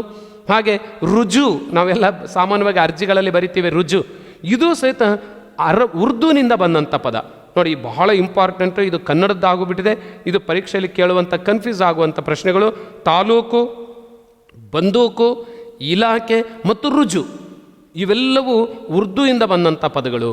ಹಾಗೆ ಇನ್ನೊಂದು ಇಂಗ್ಲೀಷ್ ತುಂಬ ಸುಲಭವಾಗಿ ಪರಿಚಯ ಆಗುತ್ತೆ ನಮಗೆ, ಬೆಂಚ್ ಅಲ್ವಾ, ಇದು ಸಹಿತ ನಮಗೆ ಇಂಗ್ಲೀಷ್ನಿಂದ ಅಂದರೆ ಬಂದಿದ್ದು, ಇದು ಕನ್ನಡಕ್ಕೆ ಬಂದಿದ್ದು ಇಂಗ್ಲೀಷ್ನಿಂದ, ಆಂಗ್ಲರ ಜೊತೆಯಲ್ಲಿ ಬಂದಂಥ ಪದಗಳು. ಹಾಗೆ ಚೆಕ್, ಹಾಗೆ ಪೊಲೀಸ್, ಹಾಗೆ ಟಿಕೆಟ್, ಹಾಗೆ ಬ್ರೆಡ್, ಇಂಥ ಪದಗಳೆಲ್ಲವೂ ಇಂಗ್ಲೀಷ್ನಿಂದ ಬಂದಂಥ ಪದಗಳು. ಇದನ್ನು ನಮಗೆ ಸುಲಭವಾಗಿ ಗೊತ್ತಾಗುತ್ತೆ, ಇದೇನಂತ ಬಹಳ ಕಷ್ಟದ್ದಲ್ಲ. ಆದರೆ ಪೋರ್ಚುಗೀಸ್ ಪದಗಳಿದಾವೆ, ಇಂಗ್ಲೀಷ್ ಥರ ಇದ್ದಾವೆ, ಆದರೆ ಇಂಗ್ಲೀಷ್ ಪದಗಳಲ್ಲ. ಇದು ಸಹಿತ ಪೋರ್ಚುಗೀಸ್ ಪದಗಳು ಅಂತ ಗುರುತಿಸ್ತೀವಿ. ಅದರ ಮೇಜು ಅನ್ನೋದು ಕನ್ನಡದ ಪದ ಅಲ್ಲ, ಟೇಬಲ್ ಇಂಗ್ಲೀಷ್ ಪದ. ಮೇಜು ಅನ್ನೋದು ಪೋರ್ಚುಗೀಸ್ ಪದ. ನಮಗೆ ಆ ವಸ್ತುನೇ ಇರಲಿಲ್ಲ ನಮ್ಮ ಹತ್ರ, ಅದು ಹಾಗಾಗಿ ನಮಗೆ ಆ ಪದದ ಪರಿಚಯ ಇಲ್ಲ ನಮಗೆ. ಈ ಪೋರ್ಚುಗೀಸ್ನವರು ಅಥವಾ ಇಂಗ್ಲೀಷ್ನವರು ನಮ್ಮ ದೇಶಕ್ಕೆ ಬಂದಾಗ ಆ ಟೇಬಲ್ ಅನ್ನೋ ಪದವನ್ನು ನಮಗೆ ಪರಿಚಯ ಮಾಡಿಸಿದರು. ಹಾಗೆ ಮೇಜು ಅನ್ನೋ ಪದವನ್ನು ಪರಿಚಯ ಮಾಡಿಸಿದ್ದು. ಮೇಜು ಅನ್ನೋದು ಪೋರ್ಚುಗೀಸ್ನಿಂದ ಬಂದಿದ್ದು. ಇನ್ನೊಂದು ಪದ ಇದೆ ತಂಬಾಕು, ಸುಮಾರಷ್ಟು ನಮ್ಮಲ್ಲೆಲ್ಲ ಬೆಳಿತೀವಿ ಮತ್ತು ಬಳಸ್ತಾರೆ ಸಾಮಾನ್ಯವಾಗಿ. ತಂಬಾಕು ಅನ್ನೋಂಥದ್ದು ನಮಗೂ ಸಹಿತ ಇದು ಪೋರ್ಚುಗೀಸ್ನಿಂದ ಬಂದಿದ್ದು, ನಮ್ಮ ಕನ್ನಡದ್ದಲ್ಲ. ಹಾಗೆ ಅನಾನಸು, ಹಣ್ಣನ್ನು ಬಳಸ್ತೀವಿ ನಾವು, ಅನಾನಸು ನಮ್ಮದೆಲ್ಲ ಅಲ್ಲ, ಇದು ಪೋರ್ಚುಗೀಸ್ನಿಂದ ಬಂದಂಥ ಪದ. ಸಾಬೂನು, ಇಸ್ತ್ರಿ, ರಸೀದಿ, ಬಟಾಣಿ ನೋಡಿ, ಇವೆಲ್ಲ ಪದಗಳು ಪೋರ್ಚುಗೀಸ್ ಭಾಷೆಯಿಂದ ಕನ್ನಡಕ್ಕೆ ಬಂದಂಥ ಪದಗಳು. ಹಾಗೆ ಮರಾಠಿ, ನಮ್ಮ ಪಕ್ಕದ ಒಂದು ರಾಜ್ಯ, ಅದರ ಏನು ಪೇಶ್ವೆಗಳು ಮರಾಠರು ನಮ್ಮ ಒಂದು ನಾಡನ್ನು ಆಳ್ವಿಕೆ ಮಾಡಿದ್ರು, ಅದರ ಪ್ರಭಾವ ನಮ್ಮ ದೇಶದ ಮೇಲೆ, ನಮ್ಮ ನಾಡಿನ ಮೇಲೆ ಆಗಿದೆ. ಹಾಗೆ ಆ ಪದಗಳು ಸಹಿತ ನಮ್ಮ ಪದಗಳಲ್ಲಿ ಕನ್ನಡದಲ್ಲಿ ಬಳಕೆ ಆಗಿಬಿಟ್ಟಿದ್ದಾವೆ. ಯಾವುದದು? ಆಸುಪಾಸು, ಇದು ಕನ್ನಡದ ಪದ ಅನ್ನಂಗೆ ಆಗಿಬಿಟ್ಟಿದೆ ನಮಗೆ. ಆಸುಪಾಸಿನಲ್ಲಿ ಇರುವಂಥವ್ರು ಅಂದರೆ ಅಕ್ಕಪಕ್ಕದಲ್ಲಿ ಅಂತೇನೋ, ಈ ಅಕ್ಕಪಕ್ಕ ಅನ್ನೋದು ಕನ್ನಡ ಪದ, ಆಸುಪಾಸು ಅನ್ನೋದು ಮರಾಠಿ ಪದ, ಮರಾಠಿಯಿಂದ ಬಂದಂಥ ಪದ. ಹಾಗೆ ಕಿತಾಪತಿ, ಏನೋ ಬರೀ ಕಿತಾಪತಿ ಮಾಡ್ತೀವಿ ನೋಡಿ, ಕನ್ನಡದ ಪದ ಅನಿಸ್ಬಿಟ್ಟಿದೆ ಅಲ್ವಾ. ಉತ್ತರ ಕರ್ನಾಟಕದಲ್ಲಿ ಹೆಚ್ಚು ಬಳಕೆ ಆಗುತ್ತೆ ಇದು ಸಹಿತ ಮರಾಠಿ ಭಾಷೆಯಿಂದ ಬಂದದ್ದು. ಹಾಗೆ ಕಿರಾಣಿ, ಇದು ಕನ್ನಡ ನಮಗೆ ಬಂದಿದ್ದು ಮರಾಠಿಯಿಂದ. ಹಾಗೆ ಖಾನಾವಳಿ, ಇದು ಸಹಿತ ಮರಾಠಿಯಿಂದ ಬಂದಿದ್ದು. ಲಾವಣಿ, ಇದು ಮರಾಠಿಯಿಂದ ಬಂದಿದ್ದು. ಖಾತೆ ತೆಗೆಯೋದು ಅಂತೀವಲ್ಲ, ಇದು ಮರಾಠಿಯಿಂದ. ಅವಘಡ ಅಂದರೆ ಕೆಲವು ಏನು ಘಟನೆಗಳು ದುರ್ಘಟನೆಗಳು ನಡೀತಾ, ಅವಘಡ. ಹಾಗೆ ಉಡಾಳ, ಭಾಳ ಉಡಾಳ ಇದೆ ನೀನು ಅಂತಿರ್ತಾನೆ ನೋಡ್ರಿ, ಉಡಾಳ ಅನ್ನೋದು ಸಹಿತ ಮರಾಠಿಯಿಂದ ಬಂದಂಥ ಪದ. ದರೋಡೆ, ಇದು ಮರಾಠರಲ್ಲಿ ಅಥವಾ ಆ ಗುಂಪಿನಲ್ಲಿ ನಡೀತಾ ಇರುವಂಥ ಸಾಮಾನ್ಯವಾಗಿ ಬಳಸುವಂಥ ಪದ ಇದು ಕನ್ನಡದಲ್ಲಿ ಇರಲಿಲ್ಲ. ಹಾಗೆ ಕನ್ನಡದಲ್ಲಿ ಇದು ಅವರ ಜೊತೆಯಲ್ಲಿ ಬಂದಂಥ ಪದಗಳು. ದರೋಡೆ ಮಾಡುವಂಥದ್ದು. ಹಾಗೆ ಮೂರಾಬಟ್ಟೆ ಅಂದರೆ ಹಾಳಾಯಿತು ಅನ್ನೋದಕ್ಕೆ ಮೂರಾಬಟ್ಟೆ. ಹುಂಬ ನೋಡಿ, ಇವೆಲ್ಲವೂ ಮರಾಠಿಯಿಂದ ಬಂದ ಪದಗಳು, ಆದರೆ ಕನ್ನಡದ್ದು ಅನಿಸ್ಬಿಟ್ಟಿದೆ ನಮಗೆ, ಕನ್ನಡದ್ದಲ್ಲ, ಮೂಲ ಮರಾಠಿಯಿಂದ. ಇದನ್ನು ಸ್ವಲ್ಪ ಪ್ರಾಕ್ಟೀಸ್ ಮಾಡಿ ಯಾವ ತಂತ್ರವನ್ನು ಬಳಸಿದ ನೆನಪಿಟ್ಕೋಬೋದು ನೋಡಿ. ಹಾಗೆಯೇ ಇನ್ನು ಕೆಲವು ನಾವು ಕನ್ನಡದಲ್ಲಿ ಬಳಕೆ ಆಗಿರುವಂಥ ಪದಗಳು ಹಿಂದಿ ಅಂದರೆ ಹಿಂದೂಸ್ತಾನಿ ಪದಗಳು ಅಂತ ಏನು ಕರಿತೀವಿ, ಇವು ಸಹಿತ ನಮ್ಮ ಕನ್ನಡದಲ್ಲಿ ಸುಮಾರಷ್ಟು ಬಳಕೆ ಆಗಿದ್ದಾವೆ. ಈಗ ಅರ್ಜಿ ಬರಿತೀವಿ ನಾವು ಅಲ್ವಾ, ಇದು ಹಿಂದೂಸ್ತಾನಿ ಭಾಷೆಯಿಂದ ಬಂದಿದ್ದು. ಕಚೇರಿ ಅನ್ನೋದು ಹಿಂದೂಸ್ತಾನಿಯಿಂದ ಬಂದಿದ್ದು. ಹಾಗೆ ಕಾರ್ಖಾನೆ ಹಿಂದೂಸ್ತಾನಿಯಿಂದ ಬಂದಿದ್ದು. ರೈತ ನೋಡಿ, ಬಹಳ ಕನ್ಫ್ಯೂಸ್ ಕೊಡುವಂಥ ಒಂದು ಒಕ್ಕಲುಗಾರ ಅಥವಾ ಒಕ್ಕಲುದಾರ ಅಂತ ಕರಿತೀವಲ್ಲ, ಒಕ್ಕಲುತನ, ಇದು ಕನ್ನಡದ್ದು. ಆ ರೈತ ಅನ್ನೋ ಪದ ಕನ್ನಡದ್ದಲ್ಲ, ಇದು ಹಿಂದೂಸ್ತಾನಿ ಪದ. ಹಾಗೆ ಸಲಾಮು, ಚುನಾವಣೆ, ಸುಬೇದಾರ, ಖರ್ಚು, ಕುಸ್ತಿ, ನೌಕರಿ, ಕಾರಕೂನ, ರಸ್ತೆ, ಜಮೀನು, ದರ್ಬಾರು, ಕಾಗದ, ಇವೆಲ್ಲವೂ ಹಿಂದೂಸ್ತಾನಿ ಭಾಷೆಯಿಂದ ಬಂದಂಥ ಪದಗಳಾಗಿದ್ದಾವೆ. ಹಾಗೆ ನೋಡಿ, ಇಷ್ಟು ಅನ್ಯದೇಶಿ ಪದಗಳನ್ನು ನಾವು ಪಟ್ಟಿ ಮಾಡ್ಕೊಂಡ್ವಿ. ನೋಡಿ, ದೇಶ ಪದಗಳು, ಅನ್ಯದೇಶಿ ಪದಗಳು ಏನು ಮತ್ತು ಅವು ಹೇಗೆ ಬೈಫರ್ಗೆಟ್ ಮಾಡಿದ್ದಾರೆ, ಇದು ಯಾವ ಅಂತ ಗುರುತಿಸ್ಕೋಬೇಕು ಅನ್ನೋದನ್ನು ಸ್ವಲ್ಪ ಯೋಚನೆ ಇಟ್ಕೊಳ್ಳಿ. ಸ್ವಲ್ಪ ಆ ಥರದ ಇನ್ನಷ್ಟು ಪದಗಳು ನಮ್ಮ ಸುತ್ತಮುತ್ತ ಇರುವನ್ನು ವಿಂಗಡಿಸಿ ಬರೆಯುವಂಥ ಪ್ರಯತ್ನ ಮಾಡ್ಕೋಬೇಕು. ನೆಕ್ಸ್ಟ್ ಈಗ ತತ್ಸಮ ತದ್ಭವ ಪದಗಳು ಅಂತ ನೋಡಿ. ಈಗಾಗಲೇ ನಿಮಗೆ ಹೇಳದಂತೆ ತತ್ ಅಂದರೆ ಅದಕ್ಕೆ, ಸಮ ಅಂದರೆ ಸಮನಾಗಿ ಬಳಸುವಂಥದ್ದು, ಅದನ್ನೇ ಯಥಾವತ್ತಾಗಿ ಬಳಸೋದು. ಅದಕ್ಕೆ ಅಂದರೆ ಯಾವುದು? ತತ್ ಅಂದರೆ ಸಂಸ್ಕೃತಕ್ಕೆ ಸಮನಾಗಿ ಕನ್ನಡದಲ್ಲಿ ಬಳಸುವಂಥ ಪದ ಯಾವುದು ಅಂದರೆ ಸಂಸ್ಕೃತದ ಧ್ವನಿ, ಕನ್ನಡದ ಲಿಪಿ ಬಳಕೆ ಮಾಡಿದರೆ ಅದೇ ತತ್ಸಮ ಪದ. ಅಂದರೆ ಸಂಸ್ಕೃತನೇ ಅದು, ಆದರೆ ಸಂಸ್ಕೃತದ ಲಿಪಿ, ಹಿಂದೂ ನಾಗರಿ ಲಿಪಿ ಬದಲಿ ಕನ್ನಡದ ಲಿಪಿಯನ್ನು ಬಳಕೆ ಮಾಡ್ತೀವಿ ಮತ್ತು ಕನ್ನಡದಲ್ಲಿ ಆ ಧ್ವನಿಯನ್ನು ಬಳಕೆ ಮಾಡ್ತೀವಿ. ಇದನ್ನು ತತ್ಸಮ ಪದಗಳು ಅಂತ ಕರಿತೀವಿ. ಏನಾಗಿದ್ರೆ ತತ್ಸಮ ಪದಗಳು ಅಂದರೆ ಕನ್ನಡ ಭಾಷೆಯಲ್ಲಿ ಸಂಸ್ಕೃತ ಪದಗಳು ಸಾಕಷ್ಟು ಬಳಕೆಯಲ್ಲಿವೆ. ಇವುಗಳಲ್ಲಿ ಕೆಲವು ಯಾವುದೇ ಬದಲಾವಣೆ ಆಗದೆ ಹಾಗೆಯೇ ಬಳಕೆಯಾದರೆ ಅಂತಹ ಪದಗಳಿಗೆ ತತ್ಸಮ ಪದಗಳು ಅಂತ ಕರಿತೀವಿ. ಹಾಗಿದ್ರೆ ತದ್ಭವ ಪದಗಳು ಅಂದ್ರೇನು? ತತ್ ಅಂದರೆ ಸಂಸ್ಕೃತದಿಂದ, ಭವ ಅಂದರೆ ಬಂದದ್ದು, ಜನಿಸಿದ್ದು, ತಯಾರಾಗಿದ್ದು, ಬಳಕೆಗೆ ಬಂದಿದ್ದು ಅಂತ ಅರ್ಥ. ಅದನ್ನು ತತ್ ಭವ, ಸಂಸ್ಕೃತದಿಂದ ಬಂದದ್ದು ಅಂದರೆ ನಮ್ಮಲ್ಲಿ ಮೂಲತಃ ಕನ್ನಡದಲ್ಲಿ ಇರಲಿಲ್ಲ, ಬೇರೆ ಭಾಷೆಯಿಂದ ಎರವಲು ತಗೊಂಡಿಲ್ಲ, ಸಂಸ್ಕೃತದಿಂದ ಪಡಿತಾ ಇದ್ದೇವೆ, ಅಲ್ಪ ಸ್ವಲ್ಪ ಬದಲಾವಣೆ ಮಾಡಿ, ಅಂಥವನ್ನು ನಾವು ತದ್ಭವ ಪದಗಳು ಅಂತ. ಉದಾಹರಣೆಗೆ ನೋಡಿ, ಅನ್ಯ ಭಾಷೆ ಬಸ್ ಅನ್ನೋಂಥದ್ದು ಇಂಗ್ಲೀಷ್ ಭಾಷೆಯಿಂದ ಬಂದಿದೆ. ಅದನ್ನು ನಾವು ಕನ್ನಡದಲ್ಲಿ ಏನು ಮಾಡಿದ್ವಿ? ಸ್ವಲ್ಪ ಬದಲಾವಣೆ ಮಾಡಿದ್ವಿ, ಬಸ್ಸು ಅಂತ ಮಾಡಿದ್ವಿ. ಬಸ್ ಅನ್ನೋದು ಇಂಗ್ಲೀಷ್ ಪದ, ಬಸ್ಸು ಕನ್ನಡತನ ಆಗಿದೆ, ಆದ್ರದ್ದು ಅನ್ಯದೇಶಿ ಪದ. ಆದರೆ ಅದೇ ಥರ ಇಲ್ಲೂ ಸಹಿತ ಇಲ್ಲಿ ನಾವೇನು ಬಳಕೆ ಮಾಡ್ತೀವಿ? ಎಕ್ಸಾಂಪಲ್ ನೋಡೋಣ. ಒಂದು ಉದಾಹರಣೆಗೆ ನಾವು ಇಲ್ಲಿ ಬಳಕೆ ಮಾಡಿದ್ರೆ ಚಂದ್ರ ಅನ್ನೋದು ನೋಡಿ, ಚಂದ್ರ ಅನ್ನೋದು ಸಂಸ್ಕೃತ ಪದ. ಅದರಿಂದ ನಾವು ಕನ್ನಡದಲ್ಲಿ ಸ್ವಲ್ಪ ಬದಲಾವಣೆ ಮಾಡಿ ಬಳಕೆ ಮಾಡ್ತೀವಿ. ಯಾಕೆ ಬಳಕೆ ಮಾಡ್ತೀವಿ ಅಂತ ಹೇಳ್ತೀನಿ ನಾನು. ನೋಡಿ, ಚಂದಿರ ಅಂತ ಆದರೆ ಅದು ತತ್ಭವ, ಅದರಿಂದ ಸ್ವಲ್ಪ ಮಾರ್ಪಾಡಾಗಿ ಬಳಕೆ ಮಾಡಿರುವಂಥ ಅಥವಾ ಬಳಸ್ತಾ ಇರುವಂಥ ಪದ. ಸಂಸ್ಕೃತದಿಂದ ಕನ್ನಡದಲ್ಲಿ ಕೆಲವು ಪದಗಳು ಅಲ್ಪ ಸ್ವಲ್ಪ ಬದಲಾವಣೆಗಳಾಗಿ ಬಳಕೆಯಾದರೆ, ಇನ್ನು ಕೆಲವು ಪೂರ್ಣನೂ ಬದಲಾವಣೆಯಾಗಿಕೊಂಡು ಬಳಕೆಯಾದರೆ ಆ ಪದಗಳಿಗೆ ತದ್ಭವ ಪದಗಳು ಅಂತ ಕರಿತೀವಿ. ಯಾಕೆ ಈ ಥರದಲ್ಲಿ ತದ್ಭವ ಪದಗಳ ರಚನೆ ಆಗ್ತವೆ ಅಂತಂದರೆ, ಸಂಸ್ಕೃತ ಪದಗಳು ಸ್ವಲ್ಪ ನಾಲಿಗೆಯ ಟ್ವಿಸ್ಟಿಂದ ಕೂಡಿರ್ತವೆ. ಸುರುಳಿಗಳು, ಮಹಾಪ್ರಾಣಾಕ್ಷರಗಳು, ಶಗಳು, ಅನುಸ್ವರಗಳು, ವಿಜಾತಿಯ ಒತ್ತಕ್ಷರಗಳಿಂದ ಕೂಡಿರ್ತವೆ. ಹೇಳೋದು ಸ್ವಲ್ಪ ಕಷ್ಟ. ದ್ರಾವಿಡ ಪದಗಳು ಅಥವಾ ದ್ರಾವಿಡ ಜನ ಅಂಥ ಏನು ನಾಲಿಗೆಯ ಟ್ವಿಸ್ಟ್ ಇರುವಂತಹ ಪದಗಳು ಉಚ್ಚಾರ ಮಾಡೋದಕ್ಕೆ ಆಗೋದಿಲ್ಲ. ಅದಕ್ಕಾಗಿಯೇ ದ್ರಾವಿಡರು ಏನು ಮಾಡ್ತಿರೋ ಅದನ್ನು ಅಪಭ್ರಂಶ ಮಾಡಿ ಹೇಳ್ತಾ ಇದ್ರು. ಅದನ್ನೇ ವ್ಯಾಕರಣಕಾರರು ಏನು ಮಾಡಿದರು? ಅದು ತದ್ಭವ ಅಂದುಬಿಟ್ರು. ಆದರೆ ಕೆಲವರು ಚೆನ್ನಾಗಿ ಕಲ್ತರು ಇದ್ದರು, ಸಂಸ್ಕೃತವನ್ನು ಕಲ್ತರಿದ್ರು, ವಿದ್ಯೆ ಚೆನ್ನಾಗಿ ಕಲ್ತರಿದ್ರು. ಅವ್ರೇನು ಮಾಡ್ತಿದ್ರು? ಸಂಸ್ಕೃತ ಪದವನ್ನು ಸರಾಗವಾಗಿ ಕನ್ನಡದಲ್ಲಿ ಬಳಕೆ ಮಾಡ್ತಿದ್ರು. ಅಂಥದನ್ನು ತತ್ಸಮ ಪದಗಳು ಅಂತ ಕರೆದ್ರು. ಚೆನ್ನಾಗಿ ಉಚ್ಚಾರ ಮಾಡೋಕ್ಕೆ ಬರದೇ ಇರೋರು ಅದನ್ನು ಸ್ವಲ್ಪ ಸರಳೀಕರಿಸಿ ಅಥವಾ ಅಪಭ್ರಂಶ ಮಾಡಿ ಬರೀತಿದ್ರು. ಉದಾಹರಣೆಗೆ ಶಂಕರ ನೋಡಿ, ಚೆನ್ನಾಗಿ ಭಾಷೆ ಬಲ್ಲೋನು ಶಂಕರ ಅಂತ ಹೇಳ್ತಿದ್ದ. ನಮ್ಮ ಕನ್ನಡದ ಭಾಷೆ ಬಲ್ಲದೇ ಇರುವಂಥವ್ರು ಅಥವಾ ವಿದ್ಯೆ ಕಲಿದೇ ಇರುವಂಥವ್ರು ಸಂಕ್ರ ಅಂತಿದ್ರು. ನೋಡಿ, ಸಂಕ್ರ ತದ್ಭವ ಶಂಕರ ಪದದಿಂದ ಬಂದಿದೆ. ಇದು ಚೆನ್ನಾಗಿ ಬಲ್ಲೋರು ಶಂಕರ ಹೇಳ್ತಾ ಇದ್ದಾರೆ, ಅದನ್ನೂ ಬಳಕೆ ಆಗ್ತದೆ ಕನ್ನಡ ನಾಡಿನಲ್ಲಿ. ಚೆನ್ನಾಗಿ ಬಲ್ಲ ಅಥವಾ ಶಿಕ್ಷಣ ಪಡೆದೇ ಇರೋರು ಸಂಕ್ರ ಅಂತ ಹೇಳ್ತಿದ್ರು. ಇದನ್ನೂ ಕನ್ನಡ ನಾಡಲ್ಲಿ ಬಳಕೆ ಆಗ್ತದೆ. ಎರಡೂ ಥರದ ಬಳಕೆ ಆಗ್ತಾ ಇತ್ತಲ್ಲ, ಹೆಂಗೆ ಇದನ್ನು ವಿಂಗಡಿಸೋದು? ಅದಕ್ಕಾಗಿ ತತ್ಸಮ ಅಂದರು, ಇದು ತದ್ಭವ ಅಂತಂದರು. ಹಿಂಗೆ ತತ್ಸಮ ತದ್ಭವಗಳು ಕನ್ನಡದಲ್ಲಿ ಬಳಕೆ ಇದ್ದಾವೆ, ಇದು ಗಮನಕ್ಕೆ ಇಟ್ಕೋಬೇಕು. ಅಂದರೆ ಸಂಸ್ಕೃತದ ಧ್ವನಿಯಲ್ಲಿ ಬದಲಾವಣೆ ಹೊಂದಿ ಕನ್ನಡಕ್ಕೆ ಒಗ್ಗುವ ರೂಪ ಪದವನ್ನೇ ತದ್ಭವ ಅಂತ ಕರಿತೀವಿ. ತತ್ಸಮ ತದ್ಭವ ಮನದಟ್ಟಾತು ಅಂತ ಅನ್ಕೊತೀನಿ. ನೋಡೋಣ ಹಾಗಾದ್ರೆ ಒಂದೊಂದು ಸ್ವಲ್ಪ ನಾವು ಉದಾಹರಣೆ ನೋಡ್ತಾ ನೋಡ್ತಾ ಹೇಗೆ ಮಾರ್ಪಾಡಾಯಿತು, ಹೇಗೆ ಬದಲಾವಣೆ ಆಗಿದೆ, ಹೇಗೆ ಬದಲಾವಣೆಯಾಗಿ ಕನ್ನಡಿಗರು ಬಳಕೆ ಮಾಡ್ತಾ ಇದ್ದಾರೆ ತದ್ಭವ ಪದಗಳು ಅಂತ ನೋಡೋಣ. ನೋಡಿ, ಅಲ್ಪ ಸ್ವಲ್ಪ ಬದಲಾವಣೆಯಾಗಿ ಬಳಕೆಯಾಗುವಂಥ ತತ್ಸಮ ತದ್ಭವ ಪದಗಳು ಹೇಗೆ ಅಂದರೆ, ನೋಡಿ, ದಯಾ ಅಂತ ಬಳಕೆ ಮಾಡ್ತೀವಿ. ದಯಾಮರಣ ಇದು ಸಂಸ್ಕೃತ ಪದ. ಆದರೆ ದಯಾ ಅನ್ನೋದನ್ನೇ ದಯೆ ಏತ್ವ ಬಂದುಬಿಟ್ರೆ ಅದು ಕನ್ನಡದ ಲಕ್ಷಣ. ಹಾಗಾಗಿ ದಯಾ ತತ್ಸಮ ಪದ ಸಂಸ್ಕೃತ ಪದ, ದಯೆ ತದ್ಭವ ಪದ ಕನ್ನಡದ ಪದ. ಕನ್ನಡ ತನಕ್ಕೆ ಬದಲಾವಣೆಯಾಗಿರೋದು. ನಿಮಗೆ ಇದು ಒಂದು ಪ್ರಶ್ನೆ ಕೇಳ್ತಾರೆ ಸಾಮಾನ್ಯವಾಗಿ. ತತ್ಸಮ ತದ್ಭವ ಅನ್ನೋ ಬದಲಿ ಇಲ್ಲಿ ದಯಾ ಮತ್ತು ದಯೆ ಎರಡು ಕೊಟ್ಟು ಇದರಲ್ಲಿ ಸಂಸ್ಕೃತ ಪದ ಯಾವುದು ಅಂತ ಕೇಳ್ತಾರೆ. ಸಂಸ್ಕೃತ ಪದ ಅಂದರೂ ಒಂದೇ, ತತ್ಸಮ ಪದ ಅಂದರೂ ಒಂದೇ, ಇದು ಗೊತ್ತಿರಬೇಕು ನಮಗೆ. ಹಾಗಾಗಿ ದಯಾ ಅನ್ನೋದು ಸಂಸ್ಕೃತ ಪದ ಅಂದರೆ ತತ್ಸಮ ಪದ. ದಯೆ ಅನ್ನೋದು ಕನ್ನಡೀಕರಣಗೊಂಡಿದ್ದು, ಕನ್ನಡದ ಲಕ್ಷಣವನ್ನು ಹೊಂದಿದ್ದು. ಏಕಾರ ಇದ್ದರೆ ಕನ್ನಡತನ ಅದು, ಹಾಗೆ ದಯೆ ಆಯಿತು. ಹಾಗೆ ಲಕ್ಷ್ಮೀ ದೀರ್ಘ ಇದ್ದರೆ ಸಂಸ್ಕೃತ ಪದ ತತ್ಸಮ ಪದ. ಲಕ್ಷ್ಮಿ ಇದು ಬಳಕೆ ಮಾಡ್ತೀವಿ, ಅದು ತದ್ಭವ ಪದ.